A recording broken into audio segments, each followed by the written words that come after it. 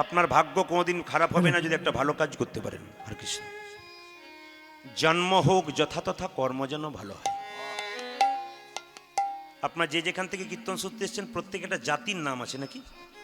অনেকে দেখবেন মনে করে আমি নিজ জাতি আমি কাছে বসবো না, আমি উঁচু জাতি আমি সামনে বসবো না। জাতির কোনো বিচার করবেন না, কর্মের উপর নির্ভর করবে।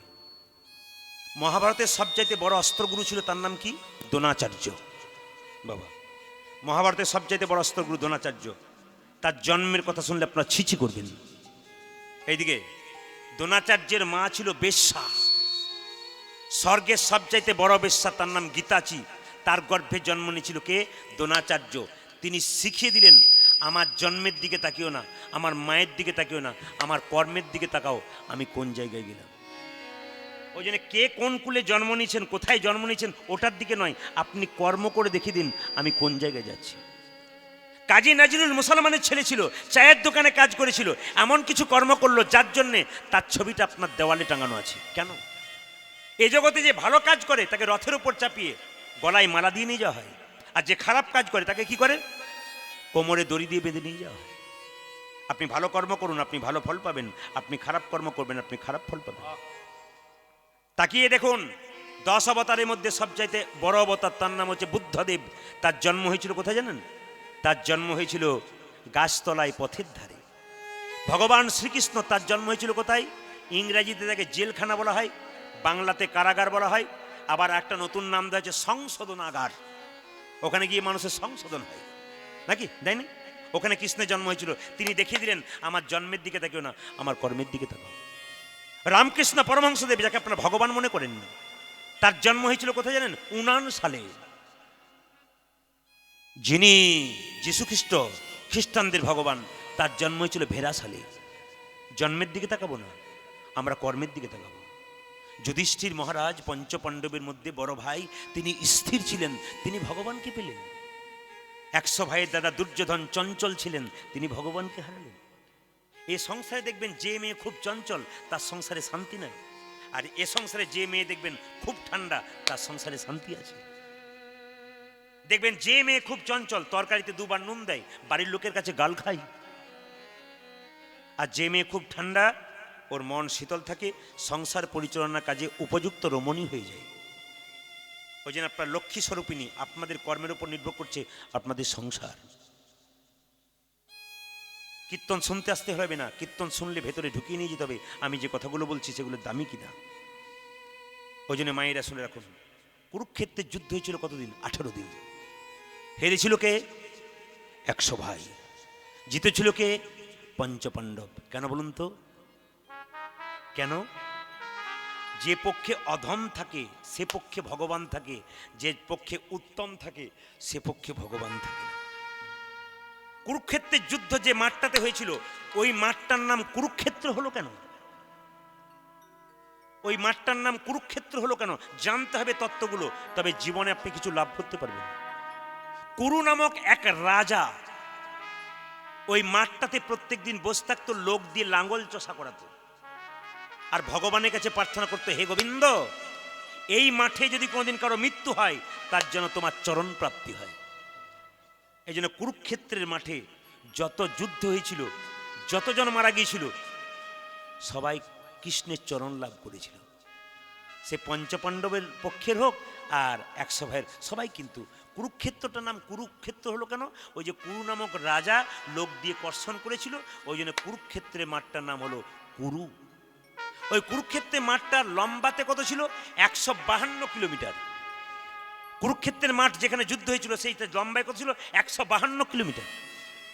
এখন যদি আপনারা কুরুক্ষেত্রের যুদ্ধক্ষেত্রে ওই মাঠটা দেখতে যান, দেখবেন মাঠটা আগে ছিল ধুলোর মতো রং, এখন দেখবেন লাল টকটকে মাটি। কেন?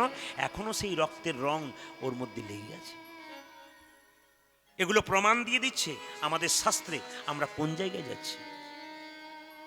এই জন্যে বলে রাখি মায়েরা, ভগবানকে যে ভালোবাসতে পারে ভগবান তার পক্ষে থাকে, ভগবানকে যে ভালোবাসে না ভগবান তার পক্ষে থাকে না। ভগবান নিজের মুখে বলেছেন, যে যথামাং প্রপদ্যন্তে তাংস্তৈব ভজাম্যহান মম বত্মানুবর্তন্তে মনুষ্য পার্থ সর্বস্যাহা। ওরে, যে আমাকে যেমনভাবে ভালোবাসে আমি তাকে তেমনভাবে ভালোবাসি। এই যে আপনারা 1 ঘন্টা কীর্তন শুনছেন না বসে, আজকে 1 ঘন্টা কীর্তন শুনলেন, একদিন দেখবেন বিরাট বড় বিপদ আপনার সামনে এসে গেছে, আপনি বেঁচে গেলেন, তখন মনে মনে ভাববেন হা গোবিন্দ বেঁচে গেলাম। না না, আপনি বাঁচলেন আজকের দিনটার জন্য। কেন? হরিনামের ব্যাংকে টাকা জমা দেবেন, তবে তো লাইনে গিয়ে দাঁড়াবেন, তবে তো টাকা পাবেন। টাকা জমা দেবেন না, লাইনে দাঁড়াবেন, পুলিশ আপনাকে ঘাট ধাক্কা দিয়ে বের করে দেবে। হরিনামের ব্যাংকে ভক্তি দেবেন, দেহের মধ্যে যে ভক্তি, সে ভক্তি জমা দেবেন। ভক্তি সম্পদ যত দেবেন জমা দেবেন, কৃপা সম্পদ গোবিন্দ আপনাকে তত দেবে। একটা প্রমাণ দেখুন আপনারা, কুরুক্ষেত্রের যুদ্ধে যখন এক এক করে 100 ভাইগুলো মরে যাচ্ছে, বিশ্বের নাম শুনেছেন আপনারা?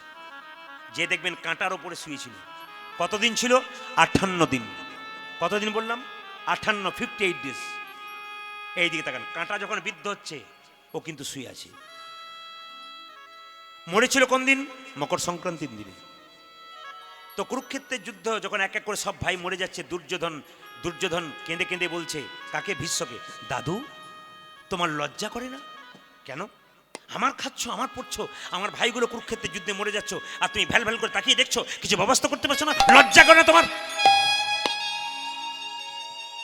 সঙ্গে সঙ্গে চিৎকার করে বলে উঠল ভীষ্ম, ওরে দুর্যোধন, কেউ যদি কাউকে খাবার খোঁটা দেয় তবে গায়ে লেগে যায়। বলে না, তুই আমাকে খাবার খোঁটা দিলি, তোর ঘরে কোনোদিন খাবো না।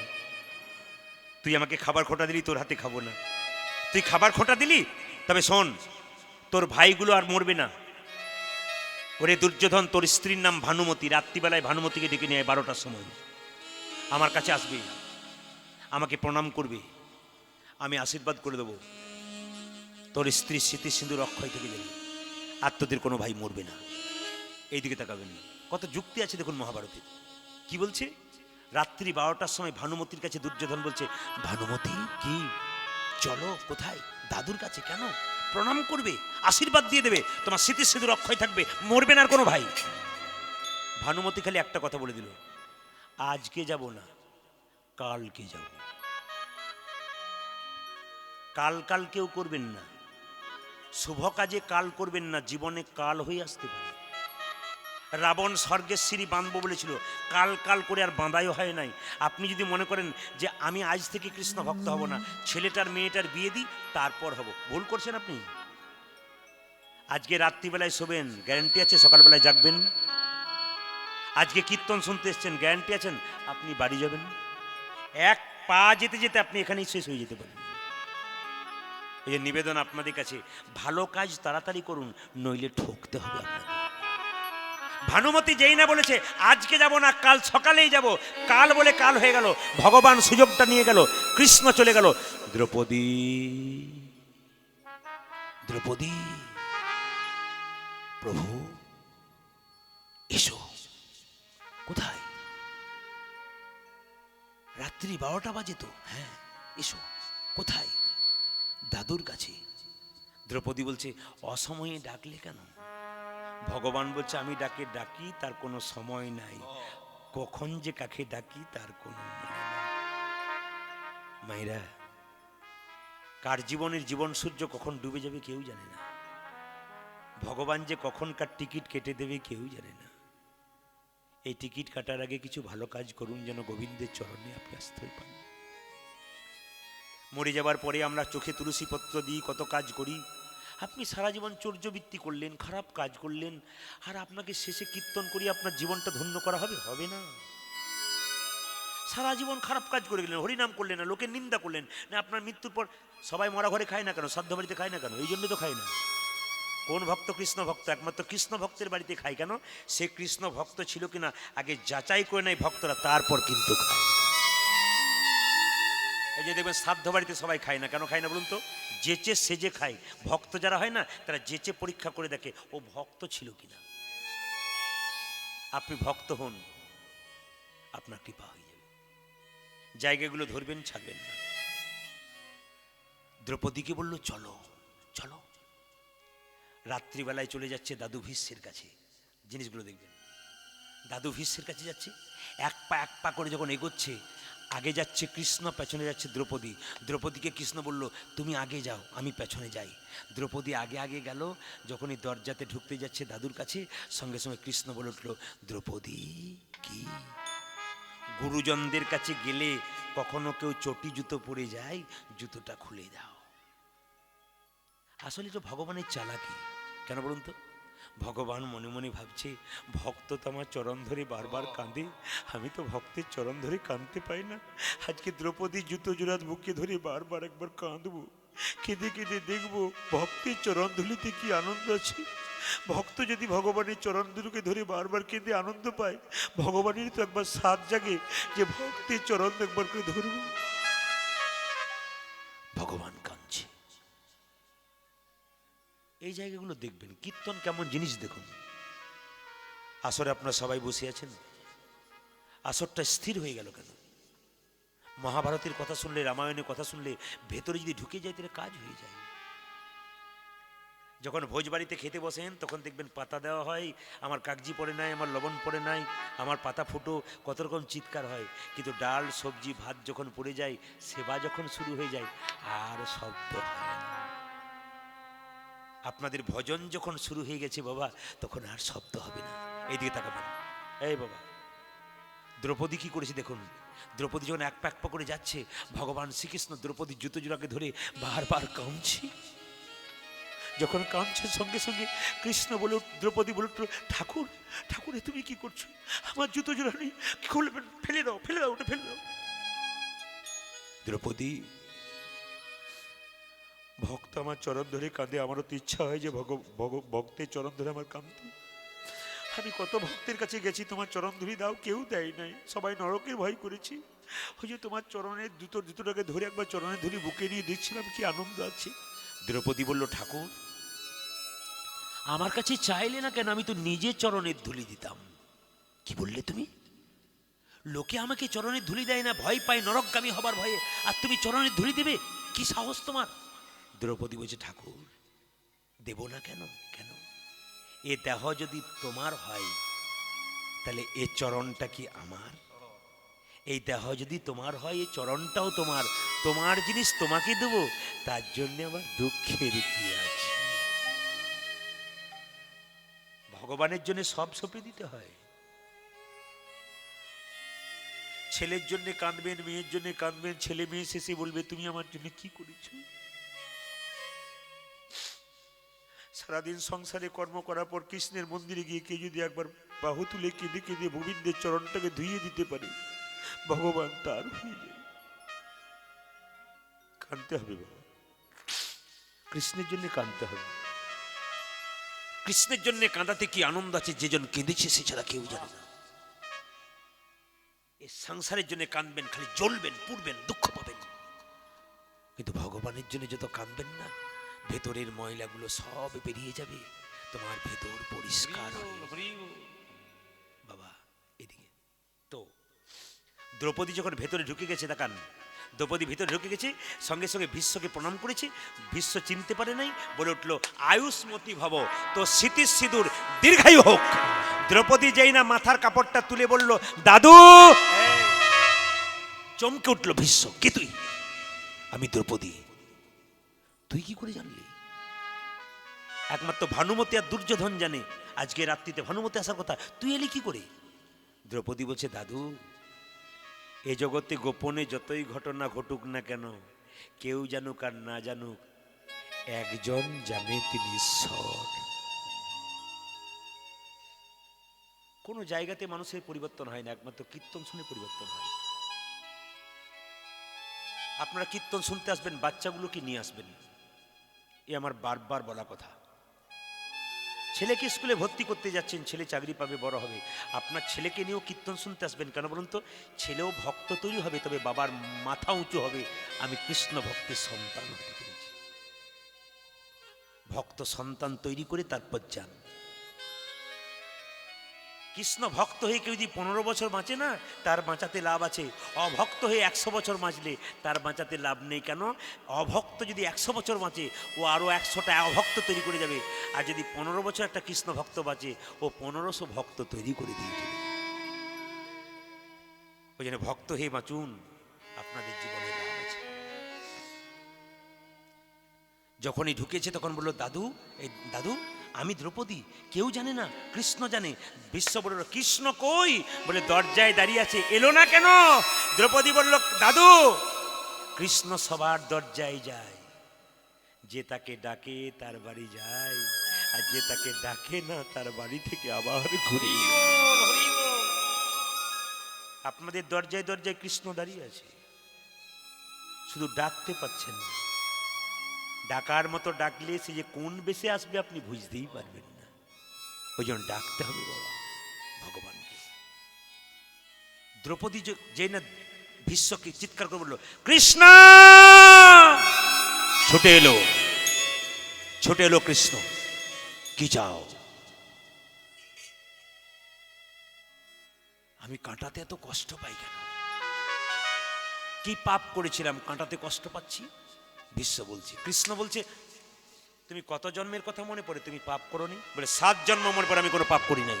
দাদু 7 জন্ম, এত হাসি দিও না ভাই, বারবার করজোর অনুরোধ করছি, বারবার। দাদু বলে, কি তুমি কত জন্ম অপরাধ করোনি? বলছে 7 জন্ম অপরাধ করিনি।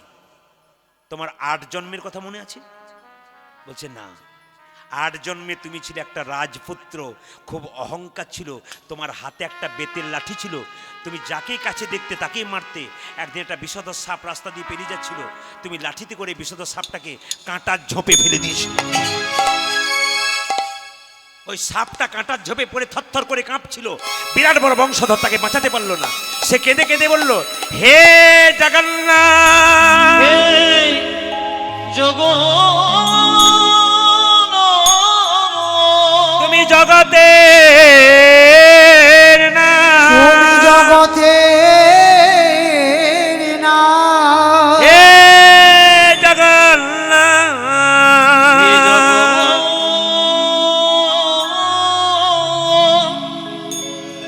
জগন্নাথ,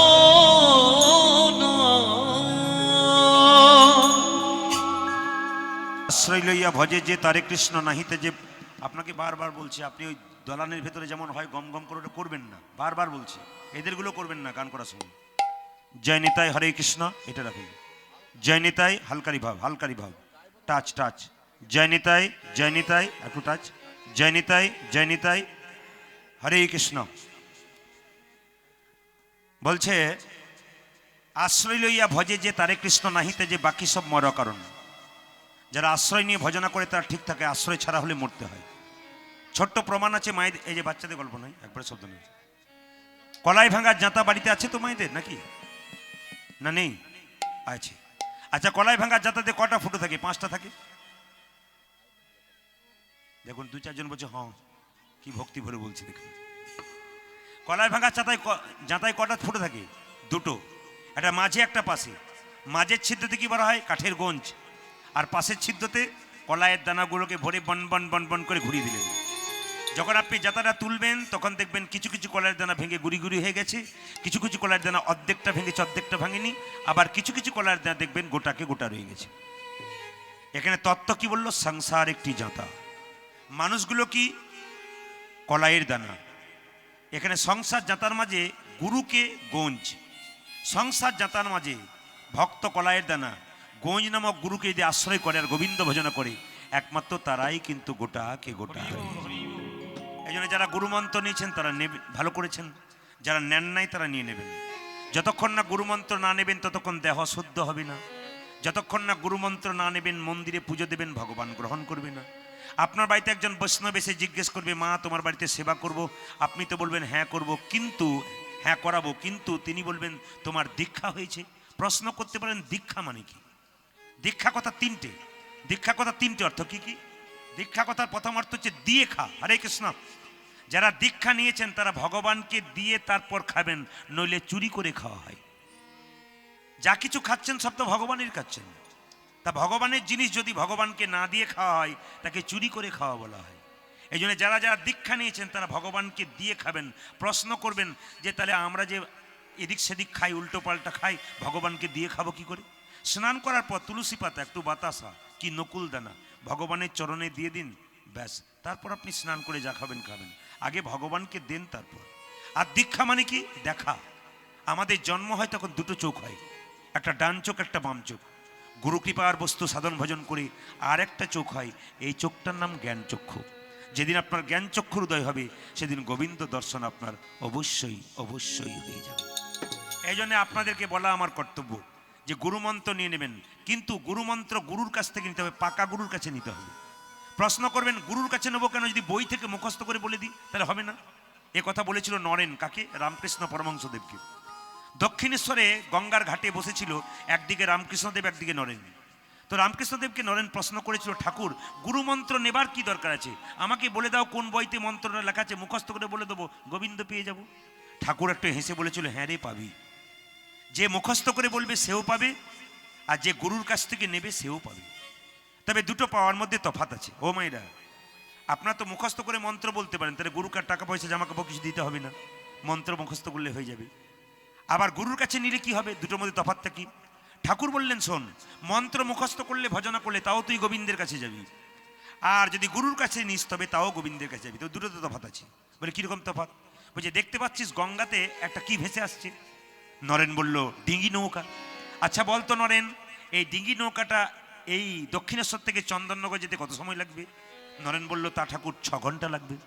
আচ্ছা ওই তার পেছনে একটা কি আসছে দেখতো, তার পেছনে দেখতে পেলো কি একটি স্টিমার আসছে। বলছে ওটার কত সময় লাগবে? বলছে ওটা 1 ঘন্টা সময় লাগবে। আচ্ছা নরেন, ওই ডিঙ্গি নৌকাটাকে যদি স্টিমারের সঙ্গে বেঁধে দেওয়া হয় তাহলে ডিঙ্গি নৌকাটার কত সময় লাগবে? বলছে ওর যদি 1 ঘন্টা লাগে এরও 1 ঘন্টা লাগবে। ওরে দেহটা হচ্ছে ডিঙ্গি নৌকা আর গুরুদেব হচ্ছে স্টিমার, গুরুরূপী স্টিমারের সঙ্গে আমাদের দেহ যদি বেঁধে দেওয়া হয় তাহলে গোবিন্দের কাছে যেতে। এই জন্য আপনাদের কাছে নিবেদন রইল, আপনারা গুরু ছাড়া কিন্তু গোবিন্দ ভজনা হয় না। বলছে কয়লা হয় ময়লাহীন আগুনে পোড়ালে ছাই, আর মানুষের হয় কৃষ্ণ ভক্তি যদি গুরু কৃপা পায়। গুরু রুষ্ট হলে কৃষ্ণ রাখিবারে না রে, গুরু রেগে গেলে কৃষ্ণের ক্ষমতা নাই যে গুরুকে আপনার কাছে এনে দিতে পারে, কিন্তু কৃষ্ণ যদি রেগে যায় তাহলে গুরুর ক্ষমতা আছে আপনাকে তার কাছে এনে দিতে পারে। এই জন্য নিবেদন আপনাদের কাছে, গুরু যদি কারো না থাকে ঠিক, তবে গোবিন্দ পাওয়া যাবে না। আপনারা তো ইউটিউবে প্রচুর শুনেছেন যে গুরুমা, একটু টোনটা ক্ষণক্ষণ করছে, একটু বাড়িয়ে দাও ভাই। জয় নিতাই, হরে কৃষ্ণ। ক্ষণক্ষণ করছে, একটু পরিষ্কার করো। জয় নিতাই, জয় নিতাই, একটু ব্যাস দিয়ে জয় নিতাই, জয় নিতাই, হরে কৃষ্ণ। আপনারা তো শুনেছেন যে গুরু মন্ত্র নিতে গেলে পাকা গুরু করতে হবে। কাঁচা গুরু আর পাকা গুরু কে বললেন? আমার কথা নয়, ঠাকুর বললেন। কাঁচা গুরুকে মন্ত্র দেবার আগে চুক্তি করে যে আমার কাছে মন্ত্র নিবি, 500 টাকা 1 বস্তা চাল, 2 সোনার জিনিস দিবি। টাকা পয়সা চাল ডাল নিল, ওই যে মন্ত্র দিয়ে পালিয়ে গেল, আপনার বাড়ির দিকে মুখ করলো না, একে কাঁচা গুরু বলা হয়। আর পাকা গুরুকে মন্ত্র দেবার আগে চুক্তি করে না যে ঠাকুর আমি মন্ত্র নেব, নে, দক্ষিণা কি লাগবে? কিচ্ছু না। কেন? আমি তোর বাবা, তুই আমার ছেলে, তোর তো সব কিছু আমার, আবার দিবি কি? না ঠাকুর, তবু তো কিছু দিতে হবে, দিবি তবে দেখি তোর ভক্তিটুকু আমার চরণতলে দে। যিনি আপনার ভক্তিটুকু চরণতলে নিয়ে প্রতি বছর আপনার বাড়িতে এসে আপনাকে পরীক্ষা করে দেখবে আমি যে মন্ত্রটা দিয়েছি ঠিক ঠিক ভজনা করছে কিনা, এরাই হচ্ছে পাকা গুরু। এই জন্য আপনাদের কাছে নিবেদন রইল, গুরু করবেন। গৌরচন্দিকা তাড়াতাড়ি শেষ করব, লীলার মধ্যে প্রবেশ করব। জ্বর আছে না না আছে কি করে টেস্ট করব? থার্মোমিটার নিলে দেখবেন, আস্তে আস্তে থার্মোমিটার নিলে দেখবেন আপনার জ্বর পরীক্ষা করা হয়। আপনার শরীরে পাপ আছে না পুণ্য আছে আপনি নিজেই বুঝতে পারবেন। কি করে বুঝবেন বলুন তো? হরিনাম করতে করতে যদি আনন্দ জেগে যায় তাহলে বুঝবেন আপনার শরীরে পাপ আর নাই। আর হরিনাম করতে করতে যদি আপনার মনে হয় উনি দিচ্ছেন আমার না দিলেও হবে, এই ভাবনা যদি হয় তাহলে বুঝবেন পাপ এখনো পরিপূর্ণ আপনার শরীরে আছে। রূপ গোস্বামী পাদের কাছে একজন ভক্ত জিজ্ঞেস করছো, ঠাকুর আমি যা খাচ্ছি তাই তেতো লাগছে, কি খেলে তেতো জীব মিষ্টি হবে? বলছে তুই চিনি খেলে তেতো লাগে? বলে হ্যাঁ। টক খেলে তেতো লাগে? বলে হ্যাঁ।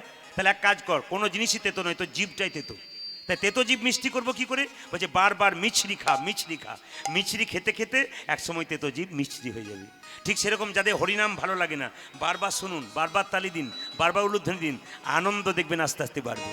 আরে বাবা, মদ খেয়ে এই যে রাস্তা দিয়ে, আপনাদের এখানে নাই বলে অন্য জায়গার জন্য বলছি, এখানে কেউ খায় না, আমি এই গ্রামে নাই আর কি। হ্যাঁ, তো মদ খেয়ে যখন রাস্তা দিয়ে কেউ পেরিয়ে যায় তখন দেখবেন সেভাবে আমি পৃথিবীর রাজা, আমার মতো আর কেউ নাই।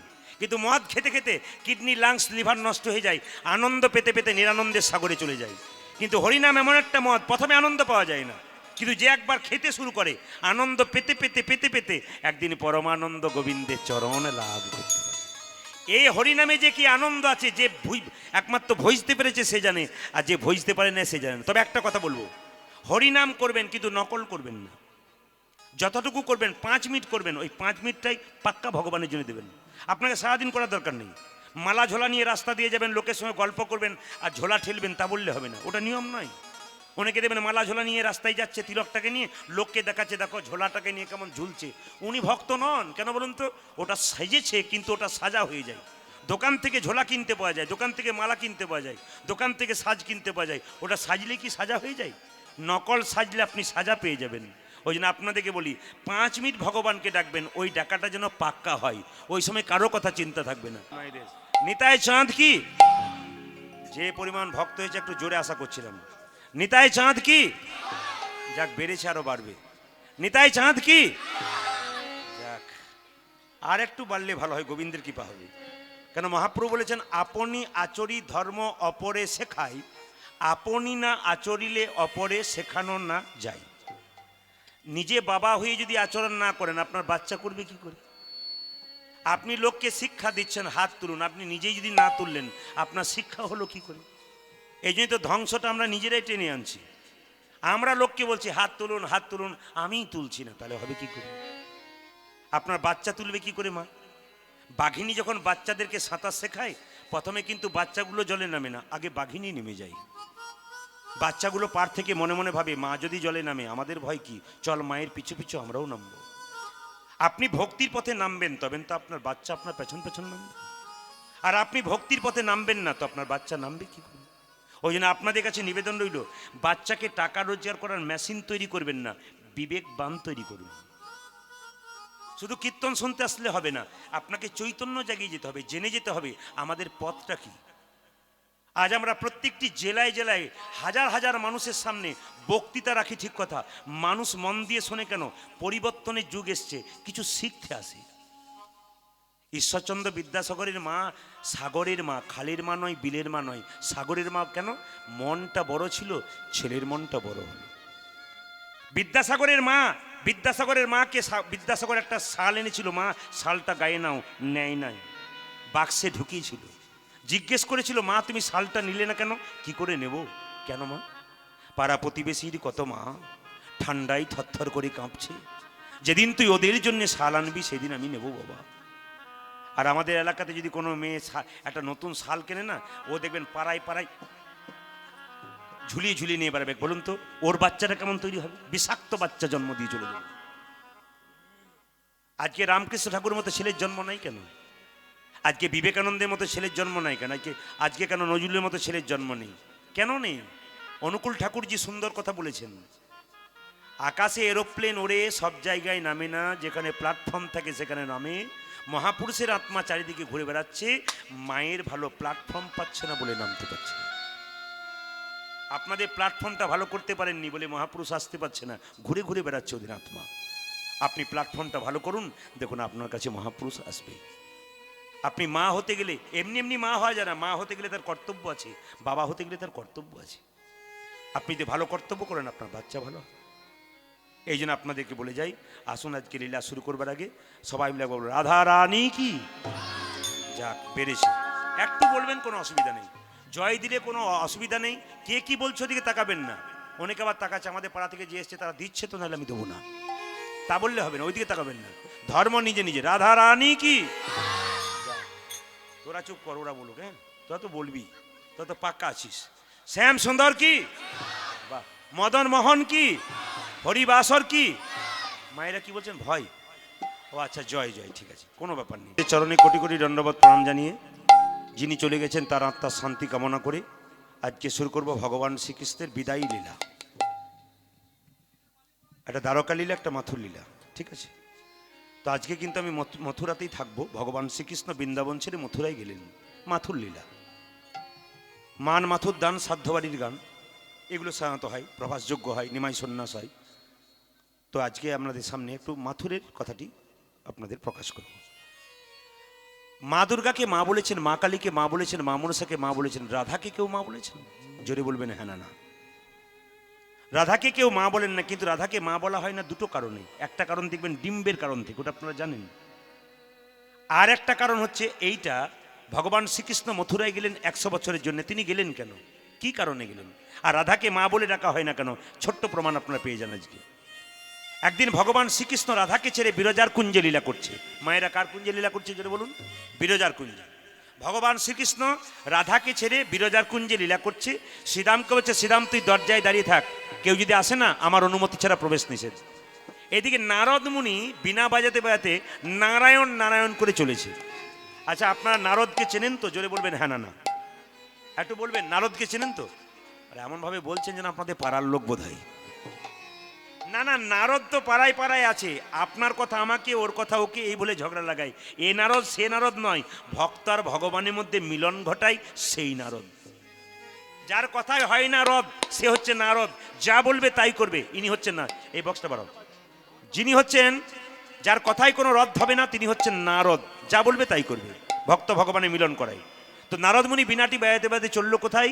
বিরজার কুঞ্জের দিকে, যেদিকে কৃষ্ণ বিরজার সঙ্গে লীলা করছে। যাচ্ছে, গেটে ভিড় না করে সামনের দিকে এলেই ভালো হয়, খুশি হব। কেন বলুন তো? ছাদের বাসের ভেতরটা ফাঁকা, আর দেখবেন গেটে ভিড়। এদিকে আসুন, ভেতর দিকে আসুন। যারা কীর্তন শুনবেন তারা ভেতরে আসুন, আর যারা দেখবেন তারা বাইরে থাকুন। যারা কীর্তন দেখতে এসছেন তারা বাইরে থাকবেন, যারা শুনতে এসছেন তারা বসবেন। হরে কৃষ্ণ। সবাই লক্ষ্য করুন মায়েরা, নারায়ণ নারায়ণ। এ শ্রীরাম, ভগবান কোথায়? নারদ বলল। শ্রীরাম বলছে, প্রভু ভেতরে আছে। বলে কোথায়? বিরজার কুঞ্জে লীলা করছে। আমি দরজায় আছি, প্রভুর অনুমতি ছাড়া প্রবেশ নিষেধ। এই দরজা ছাড়। যেই না বলেছে দরজা ছাড়, সঙ্গে সঙ্গে নারদ মুনিকে বলল, দরজা আমি ছাড়বো না, প্রভুর অনুমতি ছাড়া দরজা ছাড়বো না। নারদ মুনি বলল, মামিকে খবরটা দিয়ে। আসলে কৃষ্ণকে নারদ মুনি মামা বলতো, আর রাধাকে মামি বলতো। মামিকে একবার খবরটা দিয়ে আসি, দেখ তুই দরজা ছাড়িস কিনা। ও মায়েরা বলবেন তো, নারদের বাহনের নাম কি? উড়োজাহাজ। নারদের বাহনের নাম উড়োজাহাজ। যাক, আমি খুব খুশি, আমি টেস্ট করে খুব খুশি। আমি যখন বলছি নারদের বাহনের নাম উড়োজাহাজ, তখন সব বলছে কি ভক্তি করে বলছে নারদের বাহনের নাম উড়োজাহাজ। এই তো আপনারা জানেন, তো একবার বলবেন। নারদের বাহনের নাম হচ্ছে ঢেকি। মায়েরা, ঢেকির উপরে চেপে নারদ চললো কোথায়? রাধাকে খবরটা দেওয়ার জন্য। আপনারা মন্দিরে প্রণাম করেন, কিন্তু প্রণাম করার সময় প্রায়ই সবাই ভুল করেন, সেই ভুলটা আজকে ধরিয়ে দিতে চাই। মন্দিরে দাঁড়াবেন, লক্ষ্য করবেন সবাই প্রণাম করছে, প্রণামগুলো সব ভুল করছে, শাস্ত্রের নিয়মে নয়। দেখবেন মা কালীকে প্রণাম করছেন তাও সোজা করে, দুর্গাকে প্রণাম করছে তাও সোজা করে, কৃষ্ণকে প্রণাম করছে তাও সোজা করে। সাধুগুরু প্লেন হয়ে গেল ভাই, কই কমে যাচ্ছে কেন? জয় নিতাই। মা দুর্গাকে প্রণাম করছে তাও সোজা করে, মা কালীকে প্রণাম করছে তাও সোজা করে, শিবকে প্রণাম করছে তাও সোজা করে, কৃষ্ণকে প্রণাম করছে তাও সোজা করে। নিয়ম তা নয়। দেবদেবীকে প্রণাম করবেন ডান দিকে রেখে, আপনার ডান দিকে, নইলে কিন্তু প্রণাম আপনার হচ্ছে না, বেকার আপনি যাচ্ছেন। মন্দিরে গিয়ে কাঁদছেন আর ভগবানকে বলছেন, স্বামী মামলাতে জিতলো না, ছেলে পরীক্ষায় পাস করলো না, এই খালি বলে বেড়াচ্ছেন, আপনার হবে কি করে? আপনি তো নিয়মে করছেন। রামদেবজি বলেছেন, ভালো ভালো ব্যায়াম করলে শরীর সুস্থ থাকে। আপনি নিয়মে করবেন তো সুস্থ হবেন, অনিয়মে করলে তো অসুস্থ হবেন। এই জন্য আপনাকে জানতে হয়, জানবার জায়গা একমাত্র হরিবাসর, এখানে সে জানতে হয় শাস্ত্রের কথা প্রত্যেকটা। দেবদেবীর মন্দিরে প্রণাম করবেন তখন ডান দিকে রেখে করবেন। কাল থেকে কেউ যদি সোজা করেন তাহলে আপনার কীর্তন শোনা বেকার হয়ে গেল। আপনি মন্দিরে প্রণাম করবেন, ভগবানকে বাঁ দিকে রেখে প্রণাম করবেন। কৃষ্ণ বিষ্ণু নারায়ণ ভগবানকে প্রণাম করছেন সবসময় আপনার বাঁ দিকে রেখে, আর দেবদেবীকে প্রণাম করছেন, দেবদেবীকে প্রণাম করছেন সবসময় ডান দিকে রেখে। আর সাধুগুরু বৈষ্ণবকে প্রণাম করবেন একমাত্র সম্মুখে, মানে সোজা। তবে একটা কথা বলে যাই, প্রণাম আপনাদের তাও উল্টো হয়, তার প্রমাণ দিয়ে দিই, একটু প্রমাণ দিয়ে দিই। শাস্ত্র বলছে আমাদের 4টে জাতি আছে। কি কি? একটা ক্ষত্রিয়, একটা বৈশ্য, একটা ব্রাহ্মণ, একটা শূদ্র, 4টে জাতি। আবার শাস্ত্র প্রমাণ করে দিল যে আমাদের শরীরের মধ্যে 4টে জাতি। কি কি? এই দেখুন, এইখান থেকে পর্যন্ত ব্রাহ্মণ, এটা হচ্ছে ক্ষত্রিয়, এইখান থেকে এটা হচ্ছে বৈশ্য, আর এইখান থেকে এইটা হচ্ছে শূদ্র। তাহলে পাটা হলো শূদ্র, মাথাটা হলো ব্রাহ্মণ। ব্রাহ্মণ কেন হলো? মুখ দিয়ে ব্রাহ্মণ বেদমন্ত্র উচ্চারণ করে, এই জন্য মুখটা হলো ব্রাহ্মণ। আর ক্ষত্রিয় যুদ্ধ বিগ্রহ করে। আপনার সামনে কিছু না থাকলে, কেউ মারামারি করতে হলে আপনি কি করবেন? হাত দিয়ে প্রতিহত করবেন, তার মানে এটা হচ্ছে ক্ষত্রিয়। আর বৈশ্যের কাজ কি? ব্যবসা বাণিজ্য করা, গৌ রক্ষা করা। তাহলে এখন লক্ষ্য, বৈশ্য কোনটা? এখান থেকে এই পর্যন্ত। সকালবেলায় মাল তুললেন, বিকালবেলায় খালি। বুঝতে পেরেছেন নাকি? আচ্ছা, আর বিকালবেলায় মাল তুললেন, পরের দিন সকালবেলায় খালি বৈশ্যের কাজ, ব্যবসা বাণিজ্য, লোড করা আর আনলোড করা। আর শূদ্রের কাজ কি? এদিকে তাকান, ওঠ বললে ওঠে, বস বললে বসে, চল বললে চলে, এর নাম শূদ্র। আমার প্রশ্ন আপনাদের কাছে, এ যদি শূদ্র হলো, এ যদি ব্রাহ্মণ হলো, তাহলে মাথায় প্রণাম না করে আপনারা পায়ে করেন কেন? যুক্তির কথা তো। শাস্ত্র যদি বলে এটা ব্রাহ্মণ আর এটা শূদ্র, তাহলে শূদ্রকে প্রণাম করবেন কেন? আপনি তো ব্রাহ্মণকে প্রথমে প্রণাম করবেন, আপনি মাথায় করবেন কেন? এই তত্ত্বটা জানতে হবে। আচ্ছা বাবা, আপনাদের বাড়িতে গুরুদেব আসে, আপনারা প্রণাম করেন। শাস্ত্র বলছে যে গুরুকে প্রণাম করে তার মুক্তি হয়ে যায়, তার একবারে মুক্তি হয়ে যায়। তা আপনারা এত গুরু এসছে আপনাদের বাড়িতে, প্রণাম করেছেন, কার মুক্তি হয়েছে? হাত তুলুন তো। যদি তোলেন তাহলে মিথ্যে কথা বলা হবে। কারো মুক্তি হয় না কেন? আপনার গুরু প্রণামটাই হয় নাই। কেন হয় নাই? শাস্ত্র বুঝিয়ে দিয়েছে। আগে টিভি চলতো ব্যাটারিতে, এখন তো ইলেকট্রিকে চলে নাকি? তো ব্যাটারিতে চলতো, দেখবেন দুটো কামড়ি থাকতো না, একটা ডান দিকে একটা বাম দিকে, প্লাস আর মাইনাস, প্লাসে প্লাস মাইনাসে মাইনাস, নাহলে কিন্তু উল্টো পাল্টা হয়ে গেলে কিন্তু পিকচার টিউবটা নিতাই গৌর হরিবল হয়ে যেত, হতো না উল্টো পাল্টা হলে? তাহলে প্রণাম এদিকে তাকাবেন। যদি কেউ দাঁড়িয়ে থাকে তাকে আপনি হরে কৃষ্ণ, যদি কেউ দাঁড়িয়ে থাকে আপনি তাকে প্রণাম করবেন। প্রণাম করার সময় আপনার ডান হাতটা ওনার ডান পায়ে যাবে, আপনার বাঁ হাতটা ওনার বাঁ পায়ে যাবে, তবে প্রণাম ঠিক হবে। একটু বসে বসে বিবেচনা করুন তো, কাউকে যখন প্রণাম করেন আপনার হাতটা ওনার কোন, ডান হাতটা কোন পায়ে পড়ে আর বাঁ হাতটা কোন পায়ে পড়ে? বুঝুন, আপনি ভাবে ভালো করে বুঝুন, কোন পায়ে পড়ে? আপনার ডান হাতটা ওনার বাঁ পায়ে পড়ে, আপনার বাঁ হাতটা ওনার ডান পায়ে পড়ে। তাহলে প্রণাম উল্টো হলে ওনারও পিকচার টিউব নষ্ট হয়ে যায়, তাহলে আপনার প্রণাম উল্টো হয়ে যাচ্ছে, হচ্ছে না? এই দিকে তাকান, তাহলে প্রণাম করবেন কেমন ভাবে? প্রণামের নিয়ম হচ্ছে বাঁ হাতটা নিচে, ডান হাতটা ওপরে। যখনই কেউ দাঁড়িয়ে আছে তাকে প্রণাম করবেন, তখন দেখবেন আপনার ডান হাতটা ওনার ডান পায়ে যাচ্ছে এভাবে প্রণাম করলে, আর বাঁ হাতটা বাঁ। এইটা হচ্ছে প্রণামের নিয়ম। আর আমরা কি করি? সবাইকে উল্টো পাল্টা প্রণাম করি। ফল লাভ করবেন কি করে? শাস্ত্রের উপর। এবার কাল থেকে বাচ্চাকে শেখাবেন, সবাই শিখবেন কি? প্রণামটা হচ্ছে এইরকম করে। কেন? বাঁ হাতটা নিচে, ডান হাতটা এরকম করে। কৃষ্ণ এরকম করে দাঁড়িয়ে থাকে, লোকে বলছে কৃষ্ণ তুমি বোকা, বলে আমি বোকা নয়, তোরা বোকা। লোকে বলছে তুমি বাঁকা, বলে আমি বাঁকা নয়, তোরা বোকা। বলে না তুমি উল্টো, পাটা উল্টে আছো, বলে তোরা উল্টো করে প্রণাম করবি, তাই আগে থেকে আমি উল্টে দিয়েই বসে আছি। এই জন্য ভগবান দেয় না, অত সোজা নয় আমরা বোকা হতে পারি, ভগবান বোকা নয়। আচ্ছা, পায়ে কেন প্রণাম করবেন? পায়েই তো সব, পায়েই তো সব। কারো সঙ্গে কারো মান অভিমান হলে হাতে ধরলে মান নাও ভাঙতে পারে, কিন্তু পায়ে ধরলে 7 খুন মাপ হয়ে যায়। পায়ে ধরলে 7 খুন মাপ হয়ে যায়। ছোট যদি বড়কে বড় করে তবেই বড় হয়, বড় যদি নিজেকে বড় বলে তবে কোনোদিন বড় হয় না। এমপি এমএলএ মিনিস্টার আপনার দরজায় কখন হাত জোর করে দাঁড়ায়? ভোটের সময়, মানে যখন ছোটদের দরকার হয়। পাকা কথা। আপনি পায়ে প্রণাম করবেন কেন? এইদিকে তাকান, পায়ে কেন প্রণাম করবেন?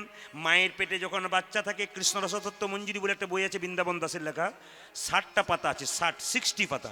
তার মধ্যে 35 পাতার উপরে লেখা আছে যে ভগবান শ্রীকৃষ্ণ 7 মাস বয়সে গর্ভের মধ্যে সবাইকে দেখা দেয়। এবার 7 মাস বয়সে আপনার সাদ খাওয়াতে যান না? সাদ খাওয়ানো মানে কি ভাবেন? যে মেয়ের জীবের পরিবর্তন, মেয়ের শরীরে পরিবর্তন, মেয়েকে ভালো খাবার খাওয়াবো? ভুল করছেন। 7 মাস বয়সে কৃষ্ণ গর্ভের মধ্যে দেখা দেয়, সেদিন কৃষ্ণের প্রসাদ নিয়ে যাওয়া হয়। এই জন্য কৃষ্ণের প্রসাদ নিয়ে যাচ্ছেন না বলেই তো আপনাদের বাচ্চাগুলো সব উল্টো পাল্টা হচ্ছে। ওই জন্য কীর্তন হচ্ছে এখানে, পুকুর পাড়ে মোবাইল নিয়ে টিপিক টাপিক করছে। কারা বলুন তো? যারা ওই বাচ্চা থাকাকালীন উল্টো পাল্টা খেয়েছে। আর যারা বাচ্চা থাকাকালীন ভালো খাবার খেয়েছে তাদের বাচ্চাগুলো দেখুন কেমন বসে আছে। কেন বলুন তো? এরা গোবিন্দ কৃপা পেয়ে গেছে। আর যাদের খান নাই তারা দেখুন গা টিপিক টাপিক দেখুন গা পাহাড়ে বসে আছে। এ নিয়ম, আপনি যেমন করেছেন সেরকম হচ্ছে। এখনকার মায়েরা বলে বাবারে আমার ছেলে যেন কম্পিউটার আমার মোবাইল চালাই। ওসব কাজ করবেন না, অপরাধ নেবেন না। এক জায়গাতে কীর্তন করতে গেলাম গত বছর, পরপর 2 বছর গেলাম, দাদা আপনার মেয়েটা তো কম বয়স, 16 বছর, কোথায় গেল? আর বলবেন না, মোবাইলেই মেয়ে চলে গেছে। বলে কীরকম? জিও মোবাইল কিনলাম 1500 টাকাতে, রং নাম্বারে মারলো আর কোথায় উল্টে চলে গেল। না, হতে পারে আপনার ভালো হতে পারে, আপনার মন্দ হতে পারে। মোবাইল বাচ্চাকে দেবেন না, নইলে কিন্তু আপনি ঠকবেন। কেন? এখন থেকে এরকম গর্ব করে বলবেন না আমি জানাতে জানি, আমার বাচ্চা কত চালাতে জানে। ঠকবেন আপনি, আপনার বাচ্চার মাথাটা আপনি নিজেই খাইয়ে দিচ্ছেন। আপনি কৃষ্ণ ভক্ত কি করে হবেন? আপনি তো আগে ভক্তটাকে নষ্ট করে দিচ্ছেন। এই জায়গাগুলো ঠিক রাখবেন, তবে আপনার কীর্তন শোনা লাভ হবে, নইলে বেকার হয়ে যাবে। তাহলে পায়ে প্রণাম করলাম কেন? মাথাটা নিচের দিকে, পাটা উপর দিকে থাকে। কৃষ্ণ গর্ভের মধ্যে 7 মাস বয়সে আমাদের দেখা দেয়। আচ্ছা বলুন তো, যদি দেখা দেবে, গোবিন্দ আমাদের গর্ভের মধ্যে দেখা দেয় মায়ের, আমাদের কাছেই বসে থাকে, তাহলে মাথাতে বসবে না পায়ে বসবে? জোরে বলুন, কোথায় বসা উচিত? পাগুলো আমাদের ওপর দিকে থাকে, মাথাটা নিচের দিকে থাকে। গোবিন্দ যদি 7 মাস আমাদের দেখা দেয়, তাহলে বলুন মাথার দিকে বসবে না পায়ের দিকে বসবে? কোনটা মনে হয় আপনাদের? কোনটা মনে হয় সাধারণ বিবেচনায়? পায়ের দিকেই বসবে। তাহলে এই পায়ের দিকে বসে, তার প্রমাণটা কি বলুন তো? ভগবানের বসার জায়গা হচ্ছে পদ্মাসন। পদ্মের গায়ের রং কেমন? লাল। প্রমাণ দেখুন। ছেলে কালো হোক আর পরিষ্কার হোক, পায়ের রংটা কেমন? জোরে বলুন। লাল। আজকে গোবিন্দ পায়ে বসে, আমরা পায়েতেই প্রণাম করে থাকি। 100 বছরের জন্য রাধারানী কৃষ্ণকে হারালো।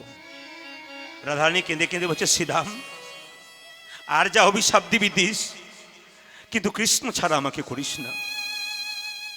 আপনাদের কাছে নিবেদন রইল বাবা, যে যেখানে বসে আছেন, খুব দামি কথা শুনে রাখুন। জীবনে কে কতদিন বাঁচতে এসছে? মৃত্যুর আগে কিছু ভালো কাজ করে যান। আজকে আপনারা যে এত দূর থেকে কেউ কেউ ছুটে এসছেন, সর্পি গ্রামটা তো খুবই বড়। আমি তাকে এখানে 24 প্রহর গান করে গেছি। কখন জানেন? প্রথম স্টার্ট করি তখন যারা মালিকত্ব ছিল তারা বসে আছে এখানে। তো এইদিকে তাকাবেন না, অনেক তখন আমার একবারে শুরু ওনারা তখন এনেছিলেন।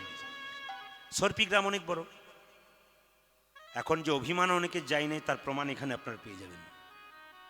যদি অভিমান না থাকতো তাহলে প্যান্ডেলে জায়গা দেওয়া যেত না। ঘরে কীর্তন কে যাবে? দুর্গা মন্দির হলে এক চান্স দেখতাম। অনেকের ভাব আছে। এই অভিমানটি থাকলে কিন্তু ভগবান পাওয়া যাবে না। বারবার বলেছি, কীর্তন শুনতে ডাকতে হয় না, খোল করতালে শব্দ শুনলে ছুটে আসে। এরাই ব্রজগোপীর মতো হয়ে যায়। বাঁশি শুনে যেমন কৃষ্ণের কাছে পাগলিনীর মতো চলে যায় ব্রজগোপী, আজকে কলিযুগের ব্রজগোপী কারা? কলিযুগের ব্রজগোপী তারা যারা খোল করতালে শব্দ শুনলে নিমন্ত্রণ অপেক্ষা করে না, এখানে ছুটে আসে। তারা কলিযুগের ব্রজগোপী হয়ে গেছিল। ছুটে যখন এসছেন তখন বলে রাখি, কে কখন চলে যাবে কেউ যাবে না, জানে না। তার আগে মিষ্টি কথা বলুন। বলছে যার মুখে সুগার আছে তার ব্লাডে সুগার নেই। মুখে যার মিষ্টি আছে না, তার ব্লাডে কোনোদিন মিষ্টি নেই। রামকৃষ্ণ পরমহংসদেব বলছে, তোর বাড়িতে কেউ যদি আসে, দুটো মিষ্টি দিতে পারিস আর না পারিস, দুটো মিষ্টি কথা অন্তত বলিস।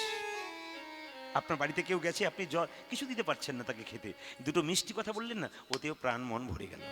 দোকান থেকে 200 টাকার মিষ্টি কিনলেন, কিন্তু ভাবটা আপনার উল্টো হয়ে গেল। সে মনে মনে ভাববে, মিষ্টি খেলাম না, যেন বিষ খেয়ে ঘর গেলাম। এটা কোনোদিন করবেন না।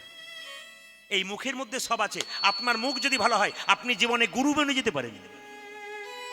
আপনার মুখের ভাব যদি ভালো হয়, মুখের মিষ্টি ভালো থাকলে আপনি গুরু বনে যেতে পারেন। প্রমাণটা কি? এইদিকে আমাদের শরীরে মানে মুখের মধ্যে কটা দাঁত আছে? বাচ্চাগুলো বলছে, কটা দাঁত আছে আমাদের? আমাদের কটা দাঁত আছে? 52টা। আচ্ছা আচ্ছা, ঠিক আছে, 32টা। আচ্ছা আচ্ছা, আমাদের এখানে কটা দাঁত আছে? 32টা আছে। 32টা। তো 32টা দাঁত একদিন জীবকে বলছে যে আমরা 32 জন, তুই একা, ইচ্ছা করলে টুকরো টুকরো করে 32 টুকরো করে তোকে মাটিতে ফেলে দেবো। জীব বলছে, বেশি বাড়াবাড়ি করিস না, তোরা 32 জন, আমি একা। এমন একটা কাজ করব, 32 জন এখানে আর থাকবি না। বুঝতে পেরেছেন কিছু?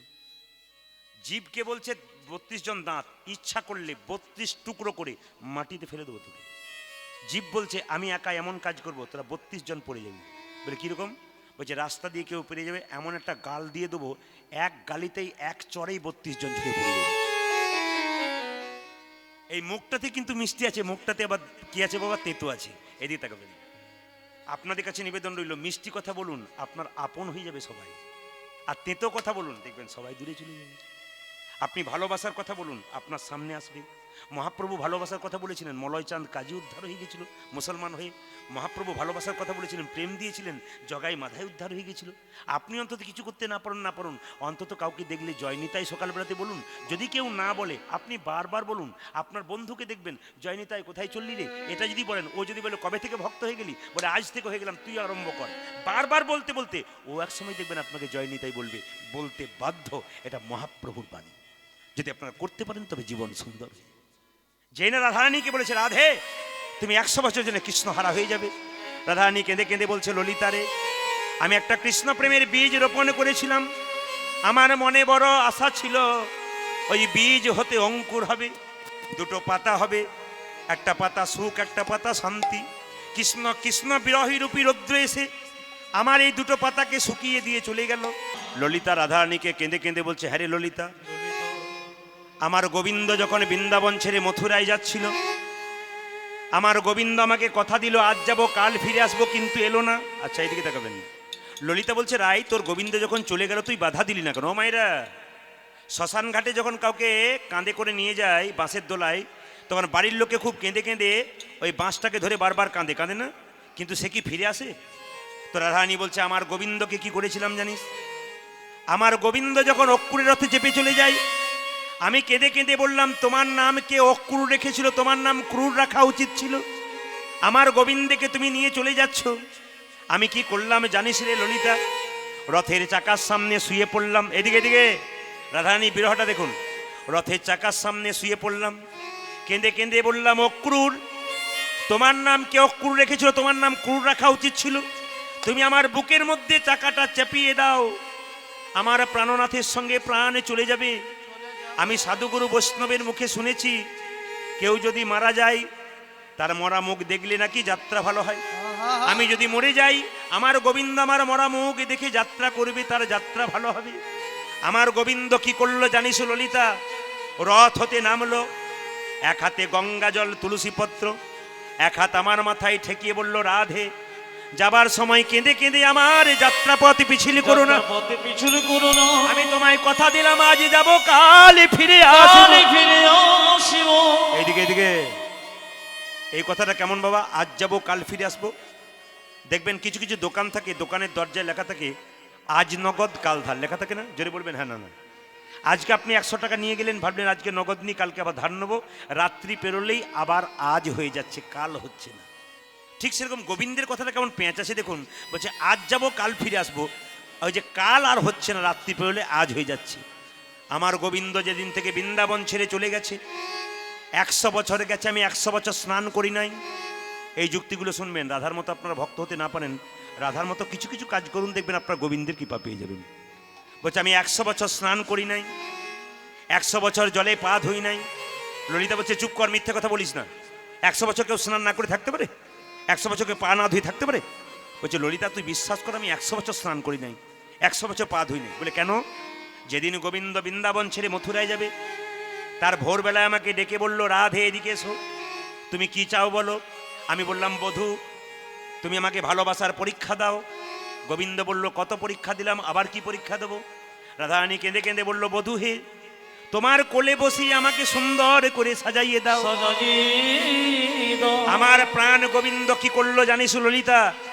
আমাকে কোলে করে বসালো, নিজের হাতে সিঁথিতে সিঁদুর পরাইয়ে দিল, বেনি মাধবে নিজের হাতে বেনি বেঁধে দিল, বেনি বেঁধে দিল।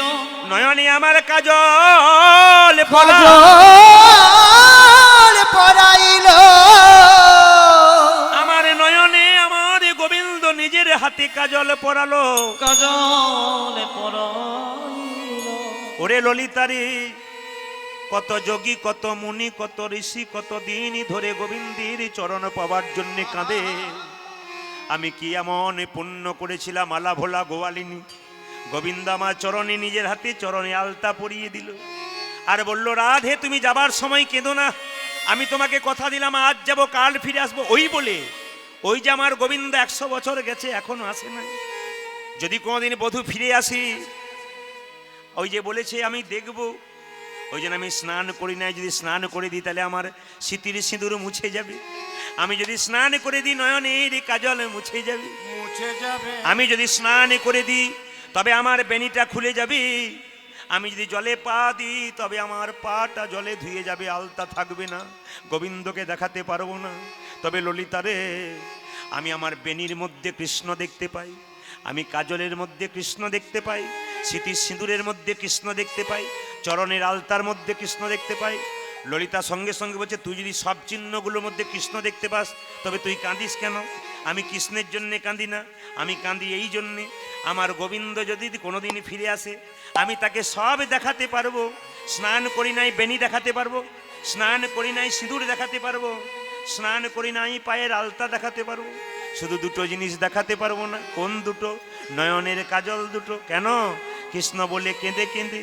আপনাদের সবাইকে প্রথমে ভাবতে হবে আজকে আপনারা কোন জায়গায় এসেছেন। আসতে আজকে যেখানে এসছেন 24 পরে আসন নয় কিন্তু, হরে কৃষ্ণ।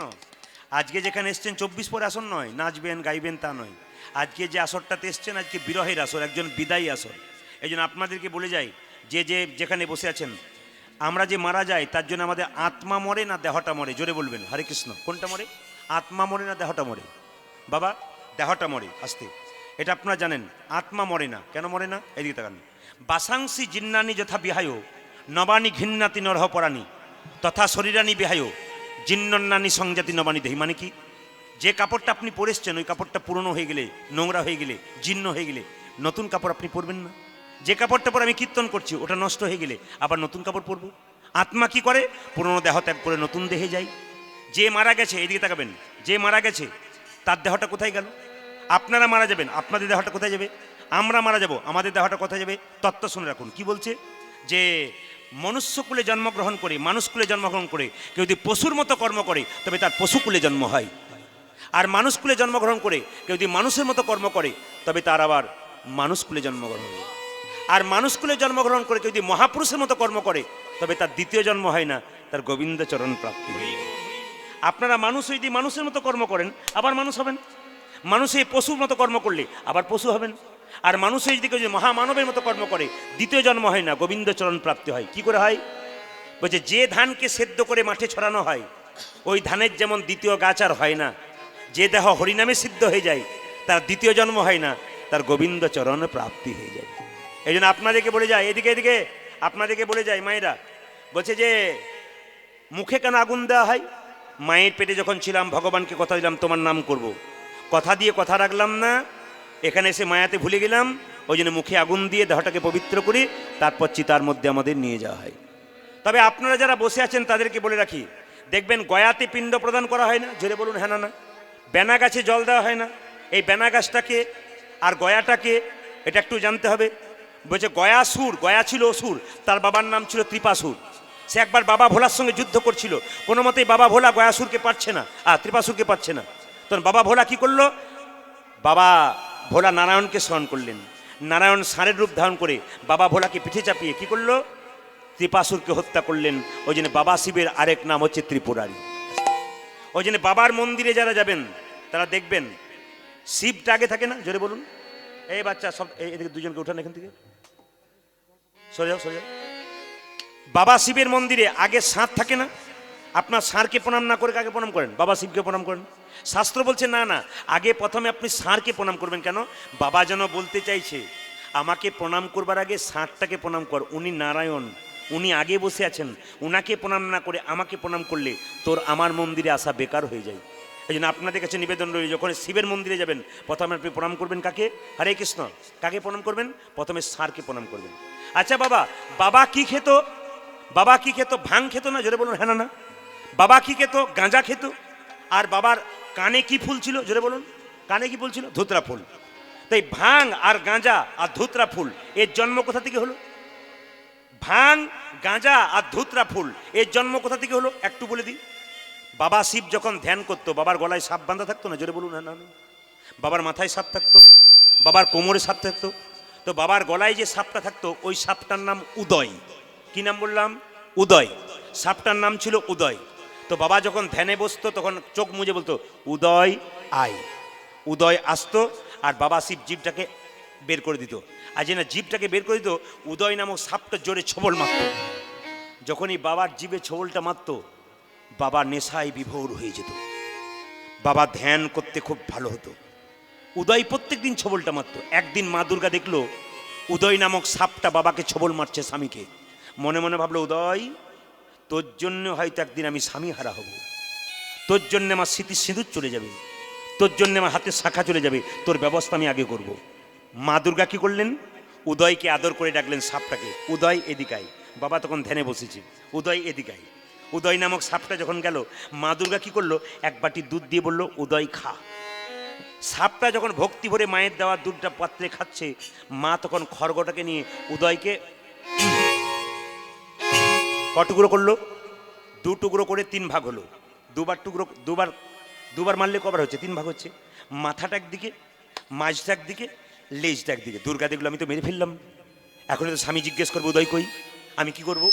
3টে গর্ত খুঁড়ে একদিকে ওই সাপটার মাথাটা ঢুকিয়ে দিল, একদিকে একটা গর্ততে মাঝখানটা ঢুকিয়ে দিল, আর একটা গর্ততে লেজটা ঢুকিয়ে দিল। তারপর একটু মাটি ঢাকা দিয়ে দিল। শিব ধ্যান ভঙ্গ হয়ে বলে উঠল উদয়। দেখলো উদয় নাই। উদয়! ধ্যান যোগে দেখলো উদয়কে কে মেরেছে? মা দুর্গা। দুর্গাকে রেগে বলে, দুর্গা এ তুমি কি করেছো? বলে কেন? তুমি আমার উদয়কে শেষ করে দিয়েছো। হ্যাঁ, একদিন তোমাকে স্মৃতি সিন্ধু নষ্ট করে দিত আমার, তোমাকে বারবার ছবল মারছে যে তোমার কিছু হয়ে যায়। শিব বলল, এই জন্যে তোমাদেরকে মেয়ে মানুষ কয়।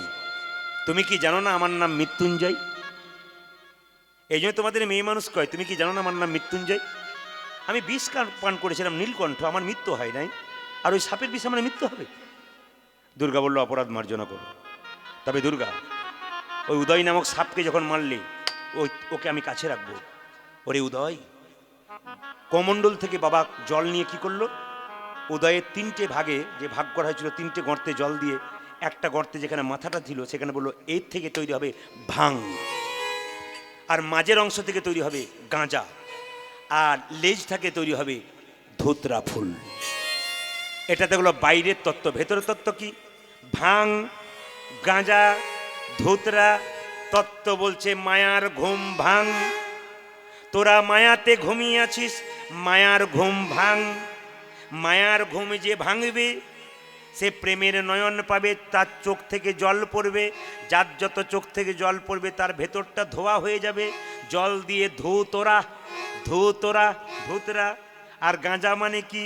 গোবিন্দের নাম গা আর বৃন্দাবনে যা, এরই নাম হলো গাঁজা। গোবিন্দের নাম গা আর বৃন্দাবনে যা, এর নাম হলো গাঁজা। এবার বলি, বাবা শিবের জায়গা কোথায় ছিল মা? দোতলার ভেতরে না শ্মশান ঘাটে? কোনটা মনে হয়? শ্মশান ঘাটে নাকি? আচ্ছা, বাবা কি এমনি শ্মশান ঘাটে গিয়েছিল? জ্বালাই পড়ে গিয়েছিল। কেন জ্বালাই? বাবা ভক্তদের ভালোবাসতো বলে ভক্তদের জ্বালাই গেছে। বলে জ্বালাটা কীরকম? আচ্ছা বলুন তো মায়েরা, বাবার বাহনটার নাম কি? ষাঁড়। আর মায়ের বাহনটার নাম কি? জোরে বলুন। সিংহ। মায়ের বাহনটা সিংহ আর বাবার বাহনটা ষাঁড়। যখনই বাবা মাকে দেখা করতে যায় ষাঁড়ের উপরে চেপে যায়, আর সিংহের উপরে মা বসে থাকে, তখন ষাঁড়টা বলছে বাবা, বলে কি সিংহ ড্যাব ড্যাব করে তাকাচ্ছে, যদি কিছু করে ফেলে চলো এখান থেকে চলো।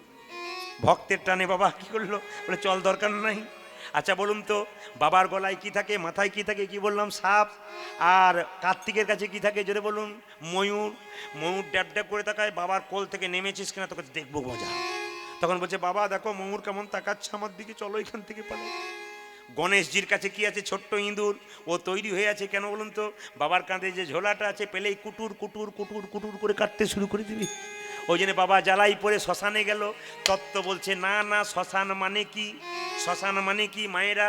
যতই গাড়ি করুন, বাড়ি করুন, টাকা পড়ুন, আপনার শেষ জায়গা শ্মশান, তার মানে স্বস্থান। ওইটা আমাদের আসল জায়গা। যে বাড়িটা করেছেন ও অপেক্ষা করছে ওই বাড়িতে তোর কদিন, খাতায় যদিন নাম আছে তদিন, তারপর আমার কাছেই আসতে হবে। অনেক মেয়েরা দেখতে কালো, তবু দেখবেন বার্নিশ করে এরকম এরকম করে পাউডার দিয়ে, আবার দেখবেন এরকম এরকম করে। নারায়ণ লক্ষ্মীকে বলছে, লক্ষ্মী দেখো এত সুন্দর কালারটা দিলাম, আবার বার্নিশ করছি।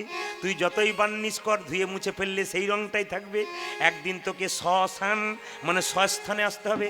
মায়েরা বেনা গাছ কাকে বলে? বেনা গাছটাকে না, গয়াসুর যখন মর্তধামে এলো, আসার আগে বেনালি কেঁদে কেঁদে বলছে, স্বামী তুমি যদি মর্তধামে যাবে গয়া রূপে, শিলারূপে, তাহলে আমি কি করব? তুমি পুকুর ঘাটে বেনা গাছ রূপে যাও, তোমার মধ্যে আগে পিণ্ড প্রদান করবে মানুষ, তারপর গয়াতে গিয়ে আমাকে পিণ্ড প্রদান করবে। বাবা গয়াসুর যদি নিজের স্ত্রীকে এত আগে স্থান দেয়, আপনারা কেন দেবেন না? নিশ্চয়ই দেবেন। আসুন। রাধারানী কেঁদে কেঁদে বলছে, আমার অবস্থা কেমন জানিস ললিতা? মালতীর মালার কথা যখন বললাম তখন সবার কাছে আমার নিবেদন রইল, এইদিকে তাকান। মুসলমান চেনা যায় টুপি দেখে, খ্রিস্টান চেনা যায়, তা একটা লক্ষণ আছে। আবার দেখবেন মারোয়ারি যারা হয় তাদেরকেও চেনা যায়, কিন্তু পাঞ্জাবিকে চেনা যায়, কিন্তু হিন্দু চিনবেন কি করে? আস্তে এইদিকে। হিন্দু চিনবেন কি করে? হিন্দু চিনবেন এইভাবে, কণ্ঠে তুলসীর মালা দেখলে। আর হিন্দু চিনবেন কি করে? তিলক দেখে। অনেকে প্রশ্ন করবেন, প্রদীপ বাবু অপরাধ নেবেন না, সবচেয়ে লজ্জা আমার কি লাগে জানেন? এদিকে দেখাবেন। আমি পরশু তারিখে ছিলাম নদিয়াতে, তো 50 কিলোমিটার দূর থেকে প্রচুর গাড়ি ঘোড়া এসেছে কীর্তন শোনার জন্য। এত লোক এসেছে, তো বাচ্চাগুলোকে নিয়ে আসরে বসে আছে, তাদেরকে তিলকটা দিয়েছি। বললাম আপনারা কি প্রতিদিন দেন? যখন কীর্তন শুনতে যাই তখন তো বাড়ি থেকে সেজেই আসি। কেন বলুন তো? স্কুলে যখন বাচ্চা পড়তে যায় তার থেকে একটা ইউনিফর্ম দরকার, পোশাকের দরকার। সেই পোশাকটা পরে গেলে যেমন তার স্কুলে পড়ার মতিটা হয়, অন্যদিকে মন যায় না। ভগবানের মন্দিরে এলে তাকে একটু ভাব নিয়ে আসতে হয়, দেখবেন তার ভাবটা ভালো হয়। আপনি মন্দিরে জিন্সের প্যান্ট পরে গেলেন, আপনার ভক্তি থাকবে না। আপনি ধুতি পাঞ্জাবি পরে যান, দেখবেন আপনার ভক্তিটা আরো ডবল হয়ে যাবে। এত সোজা নয়। তাহলে পোশাক করতো না, পোশাকের একটা দাম আছে। বৈষ্ণবরা গলায়, এই যে বাবা এসেছেন গলায় একটা কাপড় দিয়ে এসছেন, আচ্ছা বলুন তো গলায় কাপড় দেন কেন মায়েরা? এইদিকে দিকে গলায় কাপড়টা দেন কেন? এরকম করে গলায় কাপড় দেওয়া মানে কি? বিনয়ী ভাব হওয়া। জিনার মা মারা গেছেন, যখন ভোজ হবে তখন বাড়ির লোক বলবে একবার যা, কোথায়? যারা সেবা করছে একবার গিয়ে বল ভালো হয়েছে তো। যখনই এরকম করবে তখন বিনয়ী ভাব আসবে। বিনয়ী ভাব। যদি হও নিচু তবে পাবে কিছু, আর যদি উঁচু হয়ে যাও তোমার পাবার চান্স নাই। যে গাছে ফল ধরে সে গাছ নিচের দিকে যায়, যে গাছে ফল ধরে না সে উঁচু দিকে যায়। ভক্তির ফল যার মধ্যে আছে ভগবানের কৃপা তার আছে, ভক্তির ফল যার নাই ভগবানের কৃপা তার নাই। এই জন্য হরিবাসরে যখন বসবেন, আপনাদের কাছে নিবেদন রইল বসবার সময় প্রণাম করে বসবেন, আর উঠবার সময় প্রণাম করে উঠবেন। না না আমাকে নয়, স্বয়ং মহাপ্রভুকে। অনেকে বলছে কি করে প্রণাম করে উঠবো আর বসবো, আমরা তো চটি নিয়েই সামাল। না না, চটি জুতোর আমি দায়িত্ব নিতে পারবো না, আপনার চটির উপরে বসুন, কিন্তু আপনারা প্রণাম করে বসুন। এটা আমার নিবেদন, এটা মহাপ্রভুর বাণী। যখনই হরিনাম শুনবেন, যতক্ষণ শুনবেন আপনি প্রণাম করে বসবেন, আর উঠবেন তখন প্রণাম করে উঠবেন। কেন? মহাপ্রভুকে সম্মান দিয়ে উঠতে হয়। যে জায়গাতে ছিলাম, কণ্ঠে নেবেন তুলসীর মালা, কপালে নেবেন তিলক। আমাদের সবচাইতে লজ্জার ব্যাপার, আপনি যদি একটু তিলক মালা নেন না, পাশের বাড়ির লোকটা বলবে বাবা রে ঢং দেখলে মরি। দেখবেন বটে একবার নিয়ম, হাসি নয়, এটা আমাদের লজ্জা। এটা আমাদের হাসি না, এটা লজ্জা। অন্য জাতির ক্ষেত্রে দেখবেন যে একটা মুসলিমের ছেলে যদি মৌলবী হয়ে যায় না, বাড়ি বাড়ি ডাকে, আয় আয় আয়, এদিকে আয়, এদিকে আয়, আমার বাড়ি আয়। ও বলে আমার বাড়ি আয়, আয়ও বলবে না, এসো আমার বাড়ি আসো, এসো আমার বাড়ি এসো। আর আমাদের যে একটা কৃষ্ণ ভক্ত ছেলে হয়ে যায় না, তো তার মাকে পাড়ার লোকেরা বলবে দেখবি ছেলেটা সাধু হয়ে চলে যাবে, তখন বুঝবি মজা। আমাদের পাশের বাড়িতে একটা বাচ্চা ছেলেকে তার মা নিরামিষ খাওয়ায়, এইটুকু বাচ্চা। তো একটা মেয়ে বলছে দিদি এখন থেকে নিরামিষ খাওয়াচ্ছে, ছেলে দুর্বল হয়ে যাবে, তখন বুঝবে মজা। তো মেয়েটি একটা জবাব সুন্দর দিল যে আচ্ছা দিদি তুমি যে বলছো দুর্বল হয়ে যাবে, ছেলে আমার না আপনার? সেটা আমার না আপনার? আমি আমার ছেলেকে কি করছি তার জন্য আপনারও তো গায়ে ব্যথা কেন? আমাদের সবচেয়ে লজ্জার ব্যাপার ওইটাই যে আমরা কি করছি ওটার দিকে পেছনের লোকরা তাকায়। আপনাদের কাছে একটা কথা বলে যাই, নিম পাতা যতই আপনি রসে ভেজান মিষ্টি বসে, এ কিন্তু চিরকাল তেতোই থেকে যাবে। যারা নিন্দুক লোক, যারা বদমাইশ লোক, যারা শয়তান লোক, এদেরকে যতই আপনি মিষ্টি রসে ভেজান এরা কোনোদিন ভালো হবে না, ওরা পেছন থেকে কুটুস কাটুস করতে ছাড়বে না। আর যারা ভক্ত মানুষ হয়, যারা ভালো মানুষ হয়, তারা দেখবেন সবসময় গোবিন্দ চরণে মতি হয়।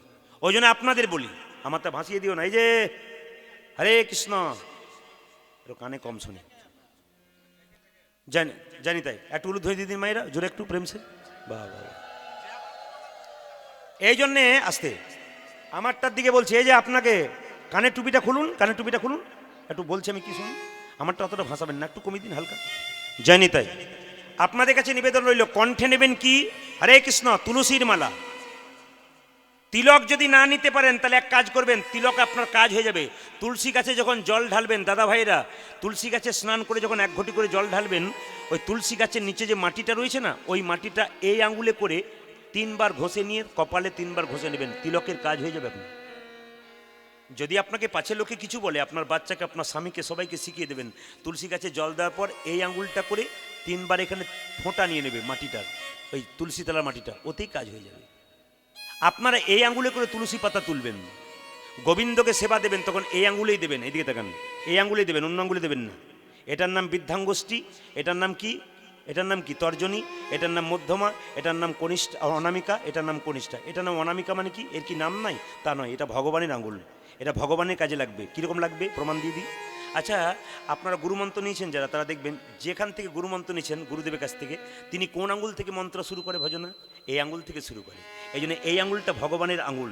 যখনই তুলসী পাতা তুলবেন এই আঙ্গুলে তুলবেন, যখনই গোবিন্দকে সেবা দেবেন এই আঙ্গুলটা সঙ্গে দেবেন, যখনই আপনি একটা বাতাসা দেবেন এই আঙ্গুলে দেবেন, যখনই তিলক করবেন তখন আপনাকে মাথায় রাখতে হবে এই আঙ্গুলে করতে হবে। ওই জন্যে যে কথাগুলো বলবো মন দিয়ে শুনবেন। তুলসীর মালা পারলে পড়বেন, তুলসীর মালা পারলে পড়বেন। এইদিকে তাকান, তুলসীর মালা পারলে পড়বেন। তুলসীর মালা পড়লে কি কি উপকার হয় আপনারা অনেকেই জানেন। একটা কথা বলে রাখি, বাড়িতে বেগুন গাছ লাগিয়েছেন, বেড়া দেবেন না? জোরে বলুন হ্যাঁ না না। বেড়া কেন দেবেন? ছাগলে গরুতে যদি ছিঁড়ে খায়, গুরুদেব আমাদের কর্ণে বীজ মন্ত্র দিয়েছে, কৃষ্ণ মন্ত্র, কৃষ্ণ প্রেমের অঙ্কুর হবে বলে তুলসীর মালা নামক বেড়া যদি না দেন, তাহলে কামিনী কাঞ্চন রূপী ছাগলের নিতাই গৌর হরি বল। আর তুলসীর মালা পরবেন কেন? এইদিকে তুলসীর মালা হলো মাস্টার। তুলসীর মালা মাস্টার। কেমন মাস্টার? আপনি রাস্তা দিয়ে পেরিয়ে যাচ্ছেন, একটা বিরাট বড় পেয়ারা গাছ, তার থেকে 4টে পেয়ারা আপনার দিকে তাকাচ্ছে, আপনি কি করবেন? নিশ্চয়ই প্রণাম করে ঘর চলে যাবেন। মনে মনে ভাবছেন চারিদিকে তাকিয়ে দেখবো কেউ কোথাও আছে নাকি, তারপর পেয়ারাটাকে তুলে নিতাই গৌর হরিবোল করে দেবো। কিন্তু যখনই আপনি লোকের কাছে পেয়ারা, বাপেও মেরেছে মায়েও মেরেছে, যদি আপনি লোকের কাছে পেয়ারা তুলতে যাবেন তখন আপনার মনে প্রশ্ন জাগবে, এ করছিস কি? বলে কি?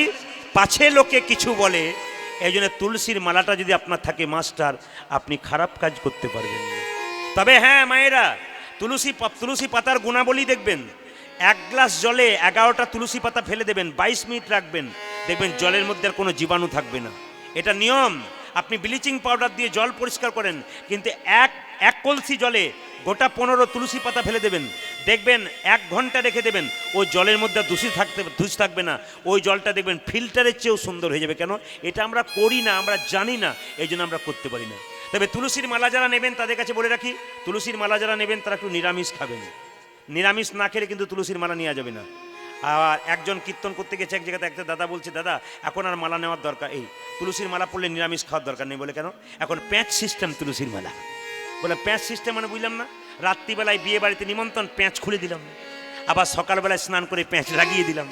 এই প্যাঁচ লাগা পড়া করলে আপনি প্যাঁচেতেই পড়ে যাবেন। আসুন মায়েরা, রাধারানী কেঁদে কেঁদে বলছে, ললিতা আমার বেঁচে থেকে কি লাভ আছে, আমার একটু বিষ এনে দে। একটু আপনারা বলবেন হরে কৃষ্ণ। যখন আসতে আপনারা পঞ্চতত্ত্ব ছবি দেখেছেন, সবার ছবি দেখেছেন, যে যেখানে বসে আছেন, যেহেতু আপনারা হিন্দু জাতি, আমরা হিন্দু জাতি, আমরা মহাপ্রভুকে দেখেছি কি করতে দেখেছি, হাতটা তুলতে না নিচে রাখতে। জোরে বলুন, হাত উঁচু করে না হাত নিচু করে। একবার সবাই মিলে হাতগুলো উঁচু করতে পারবেন? প্রেম সে একবার হাত, বা বা বা, ভাগ্যে ঠান্ডা পড়ে না, হুড় হুড় করে বাতাস ঢুকলে গুড় করে পালিয়ে যেত। না না, এদিকে কেন হাতটা তুলবেন কেন মায়েরা? হাতটা তুলবেন কেন? হাতটা তুলবেন এই জন্যে, হাত আমরা কখন তুলি? মহাপ্রভু যখন হাত তুলে আছে, একজন ভক্ত জিজ্ঞেস করছে, ঠাকুর তুমি যে হাতটা তুলে আছো তা হাতের মধ্যে ব্যথা হয় না? বলছে ব্যথা আবার হয় না? ওই তাহলে নামাও। বলছে কি করে নামাবো, তোরা তুলছিস না ওই জন্য নামাচ্ছি না। একজন ভক্ত বলছে, ঠাকুর এই তো তুলে দিলাম, এবার নামাও। বলছে না না, তোদের পেছনে যারা আছে, আপনাদের বলিনি, ওই তোদের পেছনে যারা আছে তারা তুলছে না ওই জন্য আমরা তুলছি না। পেছনে বলতে কারা? এর পরের জন্মে যারা জন্ম নেবে তারা তুলবে না, ওই জন্য জন্ম জন্মান্তর ধরে আমি হাতে তুলে দিয়েছি। শুধু আমাদের জন্য নয়, জন্ম জন্মান্তর সবার জন্যে। আচ্ছা হাত তুলি কখন? যুক্তিগুলো দেখবেন। হাত তুলি কখন? রাস্তা দিয়ে টোটো অটো পেরিয়ে যাচ্ছে, ও দাদা বাজারে যাব, এদিকে হাত তুলি। আর হাত তুলি কখন? জলে যখন কেউ ডুবে যায়, বাঁচার তাগিদে দেখবেন তখন হাতটা এরকম করে, তখন হাত তুলি। আর হাত তুলি কখন? হাতের ওপরে কেউ যখন বোঝা নিয়ে যায়। আচ্ছা বলুন তো বাবা, মহাপ্রভু কি টোটো ধরেছিল? তখন তো তা ছিল না। তাহলে মহাপ্রভু কি জলে ডুবে যাচ্ছিল? না, তাও তো নয়।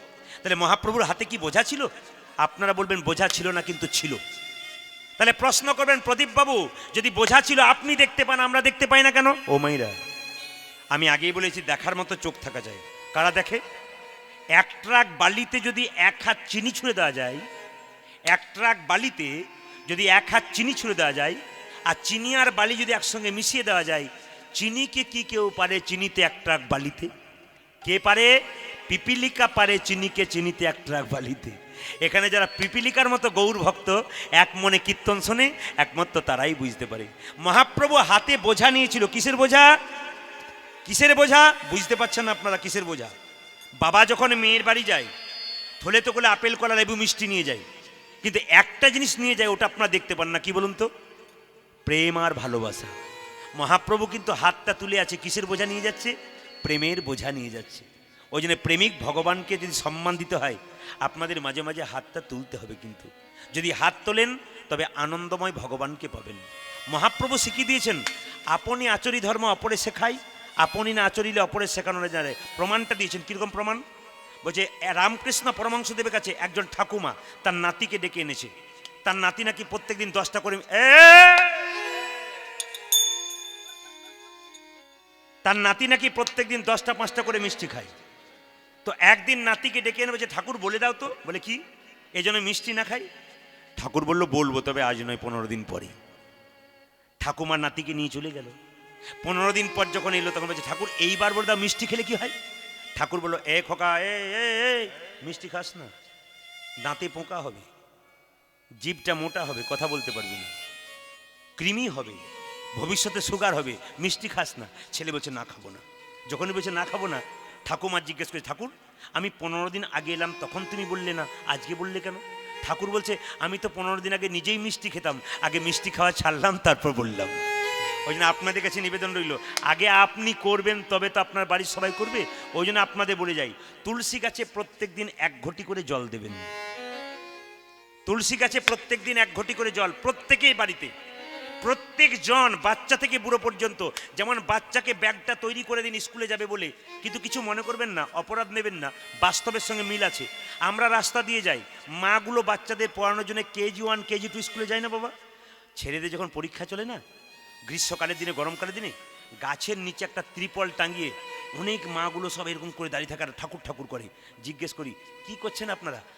আর বলবেন না, আমার ছেলে পরীক্ষা দিচ্ছে। পরীক্ষা ছেলের নয়, যেন মা পরীক্ষা দিচ্ছে এমন বলছে। ছেলে পরীক্ষা দিল, পাস করলো, কলেজে ঢুকলো, একা, বেরোবার সময় ডবল হয়ে বেরিয়ে চলে। কি লাভ পেলেন আপনি? আপনার যে ছেলের জন্য এত টাকা পয়সা রোজগার করে রেখে গেলেন, রাখার পরে আপনি চিন্তা করলেন যাক বাবা ছেলে মানুষ হয়ে যাবে, ভালো হলো, আমার ছেলে চিরকাল ভালোতে খাবে, আমি টাকা রেখে গেলাম। কিন্তু সেই টাকাটা রাখার আগে আপনাকে চিন্তা করতে হবে, যার জন্যে টাকা রাখলাম সেই টাকাটা ও কিসের উপরে খরচ করবে? নেশা করে, না চরিত্র খারাপ করে, না সংসারে খারাপ কাজ করে, না কৃষ্ণ ভক্ত সন্তান হয়ে সাধুগুরু বৈষ্ণবের সেবা দিয়ে জীবনটাকে আনন্দে কাটাবে। এরকম ছেলে তৈরি করে যান যেন কৃষ্ণ ভক্ত সন্তান হয়ে যায়। ধ্রুবের মায়ের নাম ছিল সুনীতি। ধ্রুব মহারাজ 5 বছর বয়সে ভগবানকে পেয়েছিল। এই ধ্রুব মহারাজের মায়ের নাম কি ছিল? সুনীতি। মা তাকে শিখিয়েছিল কি? বৈরাগ্য নীতি। ওরে, বনে গিয়ে ভগবানকে পেতে হবে না, এইদিকে বনে গিয়ে ভগবানকে পেতে হবে না, সংসার ছেড়ে ভগবানকে পেতে হবে না, ঘরেই পাবি। কিছু মনে করবেন না। অনেকে দেখবেন গয়া কাশী বৃন্দাবন যায় না বাবা? আমাদের ওখান থেকে একজন কাশীধাম গেছে। কাশীধামে কার বিখ্যাত বলুন তো? কার জন্য যায়? বাবা বিশ্বনাথের জন্য। ও কাশীধাম বেড়াতে গেছে বাবাকে দর্শন করতে। এখন ঘুরতে ঘুরতে ঘুরতে ঘুরতে শ্মশানের দিকে চলে গেছে, দেখছে প্রচুর মরা পড়ছে। জিজ্ঞেস করছে পাটুনিকে, ধীরে, ভাই তোমাদের এখানে কটা করে মরা পড়ে? বলছে অনেক মরা পড়ে। তা কত কাঠ খরচ হয়? বলছে প্রচুর কাঠ খরচ হয়। আচ্ছা কাঠের দাম কত? পাটুনি বলছে এখানে মরা পোড়াতে গেলে চড়া দামে কাঠ কিনতে হয়। লোকটা বলছে আমি যদি কাঠ সাপ্লাই করতে আরম্ভ করি? বলছে কোনো অসুবিধা নেই, আরম্ভ করে দাও। ও কাশীধামে বাবা বিশ্বনাথকে দেখতে গিয়ে বাবার দর্শন করো না, কাঠ সাপ্লাইয়ের ব্যবসা শুরু করে। তাহলে বাইরে গেলে হবে? কেউ কেউ বলে দেখবেন দামোদর মাস, বাবারা জানে দামোদর মাস কখন বলতো? কার্তিক মাসে। অনেকে কেউ কেউ বলে প্রদীপ বাবু আমরা 6 মাস বৃন্দাবনে থাকি, 6 মাস ঘরে থাকি। বললাম কীরকম? বলছে 6 মাস বৃন্দাবনে কখন যায় জানেন? যখন কার্তিক মাস, তখন বৃন্দাবনে বড় বড় ভক্ত আসে, কম্বল টাকা পয়সা আনতে পারি না, দিয়ে আবার বাড়ি আবার চলে যাই। বললাম রাধারানীকে দেখা করেন না? বলছে রাধারানীকে কে দেখা করেন? আমি তো কম্বলের জন্য যাই। তাহলে ঘরে থেকে ভগবানকে পাওয়া যাবে বাবা যদি মনটা আপনার বৃন্দাবনে থাকে। আর বৃন্দাবনে গিয়ে মন যদি কম্বলের দিকে যায়, আর মন যদি আপনার চিতার দিকে যায়, তাহলে কিন্তু আপনি গোবিন্দ পাবেন না। তুলসী গাছে আপনারা জল দেবেন, কিন্তু মাথায় রাখবেন ভিজে কাপড়ে কেউ দেবেন না। দাদা ভাইয়ের একটা গামছা পরবেন কিংবা ধুতি পরবেন, গলায় একটা কাপড় নেবেন, গলায় গামছা বা কিছু, তারপর আপনি জল দেবেন। জল দেবার পরে মায়েরা সাদা কাপড় লাল পেরে পরলে খুব ভালো হয়, ভক্তি আসবে। গলায় কাপড়টা দিয়ে জলটা দেবেন। প্রদক্ষিণ করবেন কবার? তুলসী মঞ্চ সব 3 বার করেন, শাস্ত্র বলছে ভুল করছেন। তুলসী মঞ্চ প্রদক্ষিণ 4 বার করতে হয়। আর তুলসী মঞ্চে যখন ঘুরবেন না, বাঁ দিক থেকে ঘুরবেন না, সবসময় ডান দিকে ঘুরতে হয়। তুলসী পাতা যখন তুলবেন পশ্চিম দিকে মুখ করে তুলবেন না। তুলসী গাছে জল দেবেন, পশ্চিম দিকে মুখ করে জল ঢালবেন না। কেন বলুন তো? শাস্ত্র বলেছে পশ্চিম দিকে মুসলমানরা নামাজ পড়ে, ওদিকে কাবা মসজিদ আছে, ওটাকে লোক নামাজ পড়ে। আর হিন্দুরা কোনো পশ্চিম দিকে মুখ করে ভালো কাজ করবে না। একটি কারণ, আমাদের প্রধান দেবতা সূর্যদেব, উনি পূর্ব দিকে উদয় হয়, তাই সূর্যকে পিছু করে হিন্দু কোনোদিন ভালো কাজ করবে না। এগুলো মাথায় রাখবেন, জীবন সুন্দর হয়ে যাবে। এইবার লক্ষ্য করুন, তুলসী পাতা যখন তুলবেন, পাতা তুলতে তুলতে পাতা বা গাছের ডাল যদি ভুল করে ভেঙে যায়, তবে কৃষ্ণের অঙ্গে আঘাত করা হয়। আপনি তুলসী পাতা তুলতে তুলতে পাতা বা গাছের ডাল যদি ভুল করে ভেঙে গেল, কৃষ্ণের অঙ্গে আঘাত করা হলো। তাহলে আপনার প্রশ্ন করবেন, পাতা তুলতে তুলতে আমাদের পাতা ভেঙেই যেতে পারে? হ্যাঁ, ভাঙতে পারে। একটা কাজ করবেন কি? হরে কৃষ্ণ কৃষ্ণ কৃষ্ণ হরে হরে, হরে রাম রাম রাম হরে। এই নাম করতে করতে পাতা তুলবেন, ব্যাস আপনার পাতা আর কোনোদিন যদি ভেঙেও যায় অপরাধ নাই। এইবার বলে দিই মাইরা, তুলসী পাতা যখন তুলবেন, আস্তে পাতাটা তুলবেন, কি বার তুলবেন না? কি বার তুলবেন না? তুলসী পাতা তুলবেন না 5 দিন মাসে, 5 দিন না আরও বেশি, মানে দিনগুলো শুনে এখন, আমাবস্যার দিন তুলবেন না, পূর্ণিমার দিন তুলবেন না, দ্বাদশীর দিন তুলবেন না, সংক্রান্তির দিন তুলবেন না, আর রবিবার দিন তুলবেন না। কি বার বললাম? রবিবার দিন তুলবেন না, সংক্রান্তির দিন তুলবেন না, আমাবস্যার দিন তুলবেন না, পূর্ণিমার দিন তুলবেন না, আর কি বার তুলবেন না?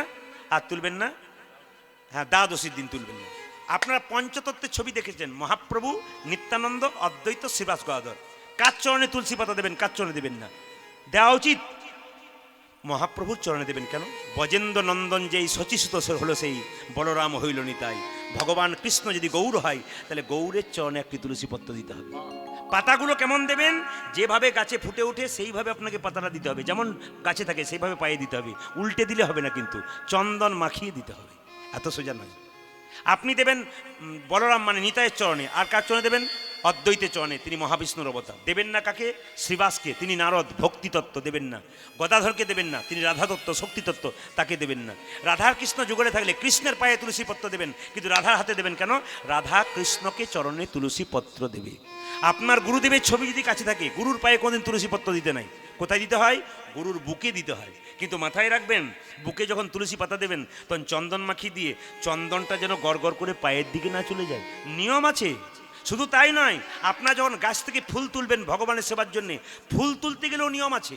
আমরা ফুল তুলে আনি, এত পুজো করি, আমাদের লাভ হয় না কেন? ফুল তোলার নিয়ম আছে।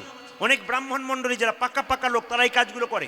যারা কাঁচা লোক, জানে না, কীর্তন শোনে না, তারা বুঝতে পারে না। এইদিকে তাকাবেন, যখন ফুল গাছ থেকে ফুল তুলবেন, একটা কথা আছে, হে বৃক্ষমাতা, তুমি যে বক্ষ বিদীর্ণ করে ফুল দিয়েছ, এই ফুলটা তুলে নিলাম গোবিন্দের সেবার জন্য। যদি তোমার কোনো কষ্ট হয়ে থাকে, নিজ গুণে আমাকে ক্ষমা করে দিও। যদি কাউকে বলে না কিছু না হয়, তবে চুরি করা হয়। তুলসী পাতা তুলবেন, তখন ওই বৃক্ষকে বলবেন, হে বৃক্ষমাতা, তোমার পাতা গোবিন্দ সেবাই দেবো। যদি তোমার শরীরে আঘাত হয়, তুমি কিছু মনে করো না, যেন কষ্টটাকে সামলে নিও আমার হয়ে। এইভাবে তারপর পাতা তুলবেন। আপনি কৃষ্ণের পুজোর জন্য ফুল তুলবেন, প্রথমে ফুলটা তুলবার সময় জয় শ্রীকৃষ্ণ করবেন। আপনি লক্ষ্মী পুজোর জন্য ফুল তুলবেন, জয় শ্রী লক্ষ্মী। আপনি কালী পুজোর জন্য তুলবেন, জয় কালী মাতা। আপনার শিবের জন্য ফুল তুলবেন, জয় শিবশঙ্কর, এই বলে তুলবেন। তাহলে ফুলটা দেবার আগেই আপনার ফলটা অর্ধেকটা ওইখানেই পেয়ে যাবেন। যে দেবতার নামে পুজো করবেন, সেই দেবদেবীর নাম করে ফুলটা তুলতে হয়। যে যেখানে বসে আছেন, বাবু হয়ে একবার মাথায় কাপড় দিয়ে, এই জায়গাটা সবাই মিলে প্রেম সে বাবু হয়ে বসে, সবাই মাথায় কাপড় দিয়ে জোরে বলুন, রাধা রানী কি? বাহ বাহ। একবার জোরে বলবেন, যে যেখানে বসে আছেন, শ্যাম সুন্দর কি? বাহ, একবার জোরে। মদন মোহন কি? না, একটু জোরে হবে। মদন মোহন কি? হরিবাসর কি? সাধুগুরু বৈষ্ণব কি? গৌর ভক্তবৃন্দ কি? যাদের ঘুম আসছে তাদের কি? না, এবার পরীক্ষা করে দেখলাম যে কার কে হচ্ছে আর কি। আপনারা এত ডুবে আছেন, সবাই জয় দিয়ে দিচ্ছেন। তবে আপনারা যখন এতক্ষণ ধরে কীর্তন শুনলেন, আপনারা যেমন বসে আছেন, তখন আমি সিদ্ধান্ত নিলাম আজকে যে 3টে পর্যন্ত কীর্তন করবো। রাজি আছেন? 3টে মানে ভোর 3টে বলে 3 ঘন্টার কথা বলেছি। আর 6:30 থেকে 9:30 হয়, 10টার দিকে চললো। তার মানে কি 3.5 ঘন্টা দিকে চললো। তা আপনাদের বেশি কষ্ট দেবো না। কেন বলুন তো? কালকে আমি মেদিনীপুরে ছিলাম। কালকে আমি মনে ভাবছিলাম খোকনদা আমাকে বায়না করেছে, তো ওখানে যেতে হবে। হঠাৎ স্বপ্ন দেখলাম, কে যেন বললো, প্রদীপ সর্পিত অনেকদিন আগে গিয়েছিলি, ওদের 10টার মধ্যে সবার ব্যবস্থা করবি। ওই জন্য স্বপ্নটা সার্থক করতে হবে বলে আমাকে সময় মতো শেষ করতে হবে। স্বপ্ন দেখেছি আমি। রাধা রানী কি? দাঁড়ান। তবে একটা কথা বলে যাই, যে যেখানে দাঁড়িয়ে আছেন, যে যেখানে বসে আছেন, ও মায়েরা, যেখানে স্বামী স্ত্রীতে গন্ডগোল থাকে, ওখানে কৃষ্ণ ভজন কোনোদিন হয় না। বৃন্দাদুতি কৃষ্ণকে আনবে এখনই। তার আগে বলে রাখি, স্বামী স্ত্রীতে যেখানে গন্ডগোল থাকে, সেখানে কৃষ্ণ ভক্তির বাধা হয়। আপনাদের সবাইকে বলে গেলাম, স্বামী স্ত্রীতে কোনো ঝগড়া করলে প্রথম কিন্তু বাচ্চাদের মন ক্রিয়েট করে, মনোবিজ্ঞান বলল। দেখবেন আপনার ঝগড়া করবেন, প্রথম বাচ্চার মনে ক্রিয়েট করবে। ওই জন্য বাচ্চার সামনে এমন কিছু খারাপ কথা বলবেন না, খারাপ কাজ করবেন না, যেটা বাচ্চার মনে প্রথম ইফেক্ট হয়। তার প্রমাণ দেখে নেবেন। আপনার ছোট ছোট বাচ্চাগুলো বসে, ওখানে একটা 4টে বসে আছে তো, আর কোলে একটা বসে আছে। এ দেখলে প্রশ্ন করি, উত্তর দিয়ে দেবে। দেখুন আপনারা, আচ্ছা তোরা বলতো, জোরে বলবি কিন্তু উত্তরটা দিবি। ছেলে যখন বিয়ে করতে যায়, মানে স্বামী যখন বর যখন যায় বিয়ে করতে, তখন মাথায় একটা সাদা কাপড় দেওয়া হয়, আর মেয়েটাকে পিঁড়িতে করে চাপানো হয়। চোখে কি ঢাকা দেওয়া হয়? জোরে বল, চোখে কি ঢাকা হয়? জোরে বল।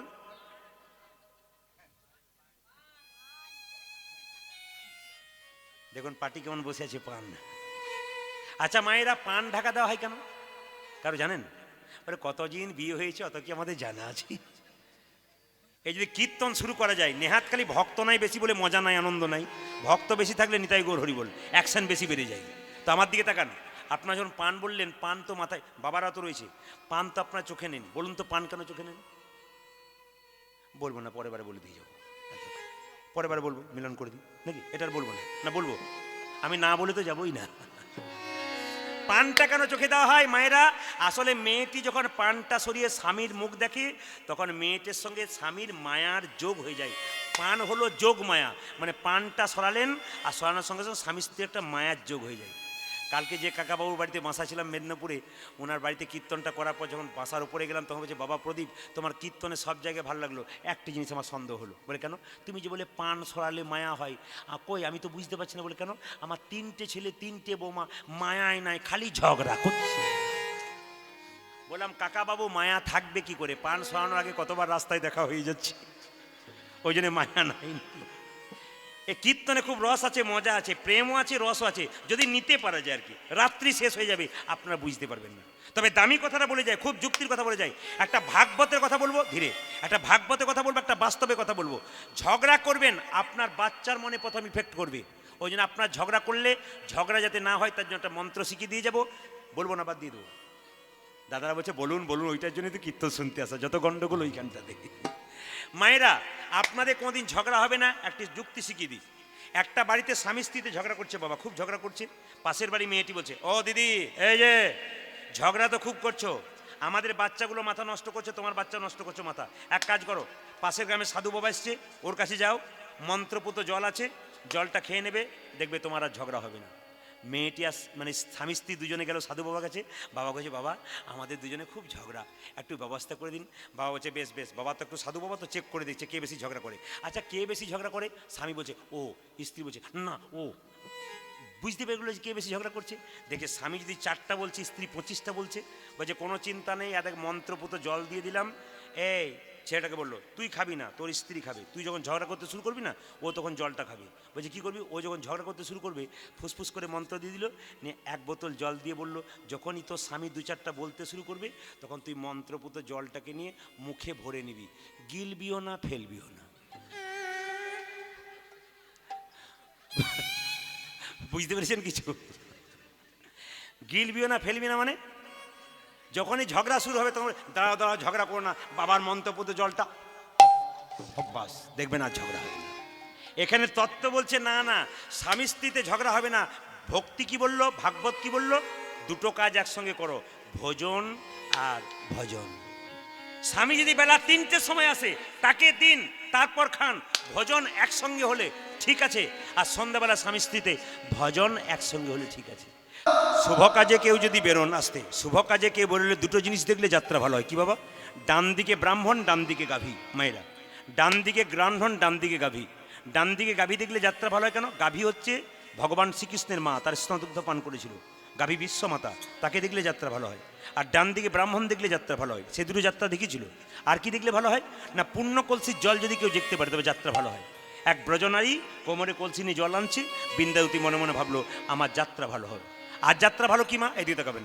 আর যাত্রা ভালো হচ্ছে, রাস্তায় যেতে যদি দেখেন কোনো মেয়ে মাথায় কাপড় দিয়ে দাঁড়িয়ে আছে, ঘাগরি উড়িছে মাথায় যদি এরকম করে কেউ কাপড় নিয়ে দাঁড়িয়ে আছে, তার মুখ দেখলে যাত্রা ভালো হয়। এখনকার দিনে এরকম মুখ দেখতে গেলে 100 টাকা দিয়ে দাঁড় করাতে হবে নাকি নাকি? আপনার সব মাথায় কাপড় নেয়, অন্য জায়গায় নেয় না।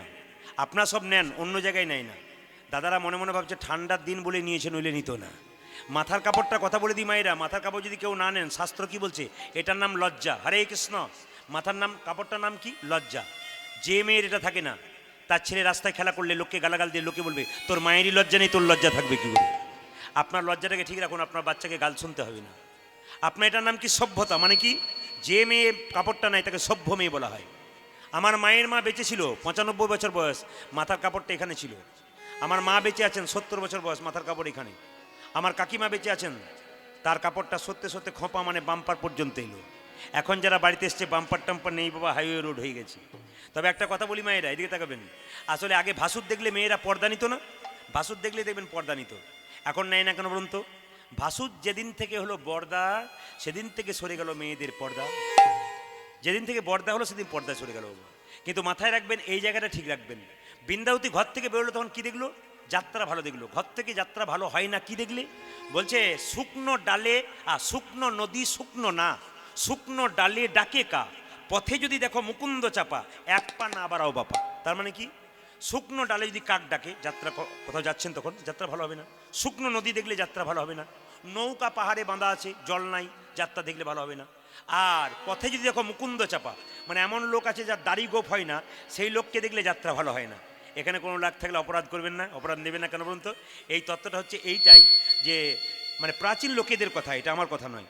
ওই জন্য বলে রাখি মায়েরা, ঘর থেকে বেরোনোর সময় যাত্রা ভালো দেখতে হয়।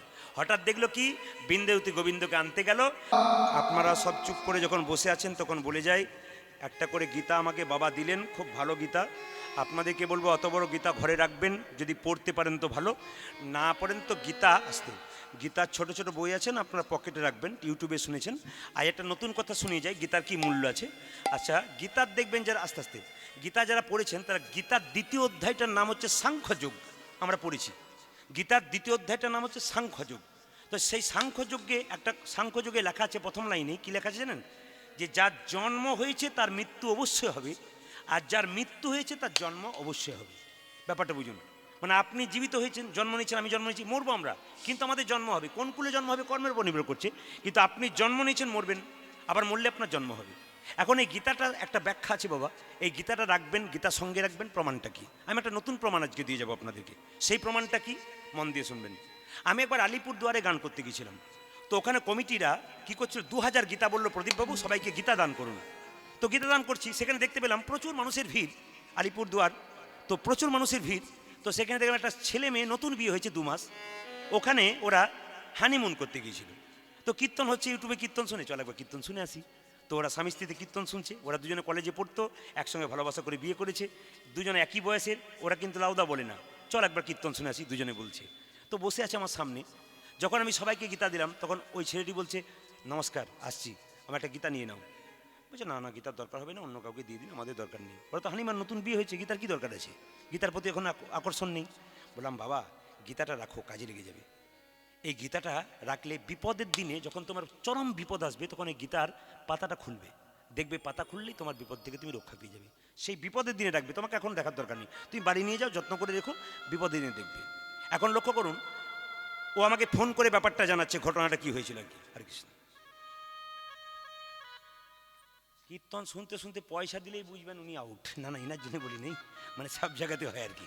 হ্যাঁ হ্যাঁ হ্যাঁ হ্যাঁ, বাচ্চা টাচ্চা আছে, সব ঘরে থাকে আর কি, চিন্তা থাকে, মানে ওনার জন্য নয়, প্রায় জনে দেখবে যখনই যে পয়সা দিতে আসে না, তখনই বুঝবেন তার আর নয়, কেন তার বাড়িতে কাজ কিংবা ডাক পড়েছে, হতে পারে, ইচ্ছা থাকে কিন্তু হয় না। এইদিকে আপনি এত সুন্দর শুনলেন, একটা সুন্দর কথা শুনে নিন। তো সেটাকে বললাম, এই দেখো গীতাটা নাও, যেদিন তোমার বিপদ হবে সেদিন তুমি গীতাটাকে স্মরণ করবে। তো মায়েরা 3 বছর বিয়ের পরে তাদের মধ্যে কলহ বিবাদ বাঁধল, মনোমালিন্য। কোন দম্পতি সবচাইতে সুখী বলুন তো সংসারে? সংসারে কোন দম্পতি সুখী? যার স্ত্রী বোবা, যার স্বামী কালা। ঠিক নয়? যার স্ত্রী বোবা, যার স্বামী কালা, করেই যাক, উনি তো কানে শুনতেই পান না। তো দুজনের মধ্যে বিবাদ বাঁধলো, বিবাদ বেঁধে দুজনের ডিভোর্স হয়ে গেল। ছেলেটা যখন ডিভোর্স করলো মেয়েটাকে, মেয়েটাও ডিভোর্স করেছে। ছেলেটার মন আর চঞ্চল হয়ে গেল, মেয়েটার বিয়ে অন্য জায়গায় হয়ে গেল, কিন্তু ছেলেটার বিয়ে হয়নি, চঞ্চল মন হয়ে গেল। একদিন ও স্থির করলো, বেঁচে থেকে কী লাভ আছে। ছাতের কার্নিসে গীতাটা রেখে দিয়েছিল, বাড়ির যে কার্নিস না ভেতরে, ও রেখে দিয়েছিল রুমে। ওখানে একটা ফ্যান ছিল, গলায় দড়ি নেবার জন্যে। যেই না দড়িটাকে ফ্যানের মধ্যে বেঁধেছে, বাঁধার পরে যখন চেয়ারে চেপে এবার ফাঁস দিতে যাবে, তখনই মনে পড়ে গেছে প্রদীপবাবু যে বলেছিল যে বিপদের দিনে গীতাটাকে দেখো। তাহলে যদি তাই হয়, তাহলে গীতাটাকে একবার দেখি। চেয়ারের উপর থেকে, কার্নিস থেকে সেই 3 বছর আগেকার গীতাটাকে যেই না খুলেছে, ওই দ্বিতীয় অধ্যায় সাংখ্যযোগের ওই লাইনটাই পড়তে শুরু করেছে, যার জন্ম তার মৃত্যু অবশ্যই, আর যার মৃত্যু হবে তার জন্ম অবশ্যই। ও তখন মনে মনে ভাবলো, আমি যদি এখন মরে যাই, আবার তো জন্ম নিতে হবে, তার চাইতে মরে কি লাভ। ও বাড়িতে গিয়ে গুরুকে ডেকে কৃষ্ণ মন্ত্র নিয়ে এখন ইস্কনের কৃষ্ণ ভক্ত হয়ে গেছে। এখন ফোন করে বলে, বাবা ওই যে গীতাটা দিয়ে দিলে না, ওই লাইনটা কিন্তু আমার জীবনটাকে শুধরে দিয়েছে, আমি পাল্টে গেছি। আপনাদের কাছে নিবেদন হলো, কীর্তন জীবনকে পাল্টে দেয়, কীর্তন সুন্দর করে, কীর্তন খুব ভালো জিনিস। তবে আপনারা ঈশ্বরচন্দ্র বিদ্যাসাগর একটা কথা আছে দেখবেন, কর করো আছে না, আস্তে করো করো, করো করো, তারপরে কি করো করো, খলো খলো, দেখবেন বর্ণ পরিচয়। তারপর কি আছে ঘট ঘট, তারপরে কি আছে পথ পথ, তারপরে কি আছে আহা ঘট ঘট পরে বর্গীর জল জল আছে, তারপর কি আছে পথ পথ, শেষে আছে অচল অচল অচল, এই পর্যন্ত যাই। তত্ত্বগুলো কি করো করো। বিদ্যাসাগর মহাশয় বলল জীবনে যদি কিছু করবে তবে ভালো কর্ম করো। আমি একটা আসরে যাই মালদা জেলায় আশ্রমে, তো যখন প্রথম বছর গেলাম আশ্রমে ঢুকলাম, বাবাজি মহারাজ টেনে নিয়ে গেলেন, বাবা এসো এই দরজার দিকে তাকাও, দেখো কি রয়েছে দেখো তো। দেখলাম 3টে হনুমান বসে আছে, জীবন্ত হনুমান নয়, পাথরের হনুমান। একজন কানে আঙুল দিয়ে, একজন চোখে আঙুল দিয়ে, একজন মুখে আঙুল দিয়ে। বললো বাবা এই 3টেকে দেখো, আমাকে ভেতরে বলতে হবে তুমি কি দেখলে। দেখার পরে আমি বললাম বাবা আমার মনে হচ্ছে এরকম। বলে কি, ও চোখে আঙুল দিয়ে বলতে চাইছে আশ্রমে যারা ঢুকতে চাইছে দেখবে যদি ভালো জিনিস দেখো, কৃষ্ণ দেখো, আলাদা কিছু দেখো না। শুনবে যদি কানে আঙুল দিয়ে আছে আজে বাজে কথা শোনো না, ভালো কথা শোনো। বলবে যদি ফালতু কথা বলো না, ভালো কথা বলো। যত তোমার মুখ ভালো কথা বলবে তত তুমি ভালো হয়ে যাবে, যত তোমার চোখ ভালো জিনিস দেখবে তত ভালো হয়ে যাবে, যত তোমার কান ভালো জিনিস শুনবে তুমি আরও ভালো হয়ে যাবে, যত খারাপ জিনিস দেখবে খারাপ জিনিস শুনবে তোমার মন চোখ বুদ্ধি বিদ্যা সব খারাপ হয়ে যাবে। ওই জন্য আপনাদের করো করো মানে কি ভালো কর্ম করো। তুমি এমপি হয়েছো তোমার জন্য নয়, ভালো কর্মের জন্য হয়েছো। তুমি ডাক্তার হয়েছো তোমার ভালো কর্মের জন্য হয়েছো। তুমি মাস্টার হয়েছো ভালো কর্মের জন্য হয়েছো। করো করো, ভালো কর্ম করো, তাহলে তোমার কী হবে খলো খলো। খল মানে চালাকি বুদ্ধিটা, ভালো কর্ম করলেই চালাকি প্রবৃত্তিটা তোমার চলে যাবে, দূর হয়ে যাবে। খলো খলো পরে কি ঘট ঘট। ঘট কোনটা 3.5 হাত, এই দেহটাকে ঘট ঘট বললো। এই 3.5 হাত দেহটা তোমার কি হবে পবিত্র হয়ে যাবে। আর দেহটা যদি পবিত্র হয়ে যায় ভালো কর্ম করার পরে, তবে পবিত্র ঘটে জল থাকে, সেই জলটা কি হবে প্রেম ভক্তি আর ভালোবাসা, শুদ্ধ জল তোমার ভেতরে থাকবে। আর যে ঘটে শুদ্ধ জল থাকে তার পথ পথ মানে চলার পথটা ভালো হবে। যদি এগুলো না করো তবে তোমার জীবনটা অচল। মানে বুঝতে পেরেছেন কি অচল। ভগবান শ্রীকৃষ্ণ আপনাদের নিয়ে আমার মজাই হচ্ছিল, বেশ ভালোই লাগছিল, কিন্তু কি করবেন আস্তে আস্তে এদিকে খোকন দাও বলে দিয়েছে আমাকে ঘর যেতে হবে, ঘটিটা নিয়ে দাঁড়াও, জল নিয়ে তোমাকে ঘর ঢোকাতে হবে কীর্তনটা। ওই জন্য তারা করছে সবাই, আমরাও তারা করছি, আমাদেরও বাড়ি যেতে হবে। একটু প্রেম সে ভগবান শ্রীকৃষ্ণ কি করলো, বৃন্দাবন থেকে যাচ্ছে, মথুরা থেকে কোথায় যাচ্ছে বৃন্দাবনে।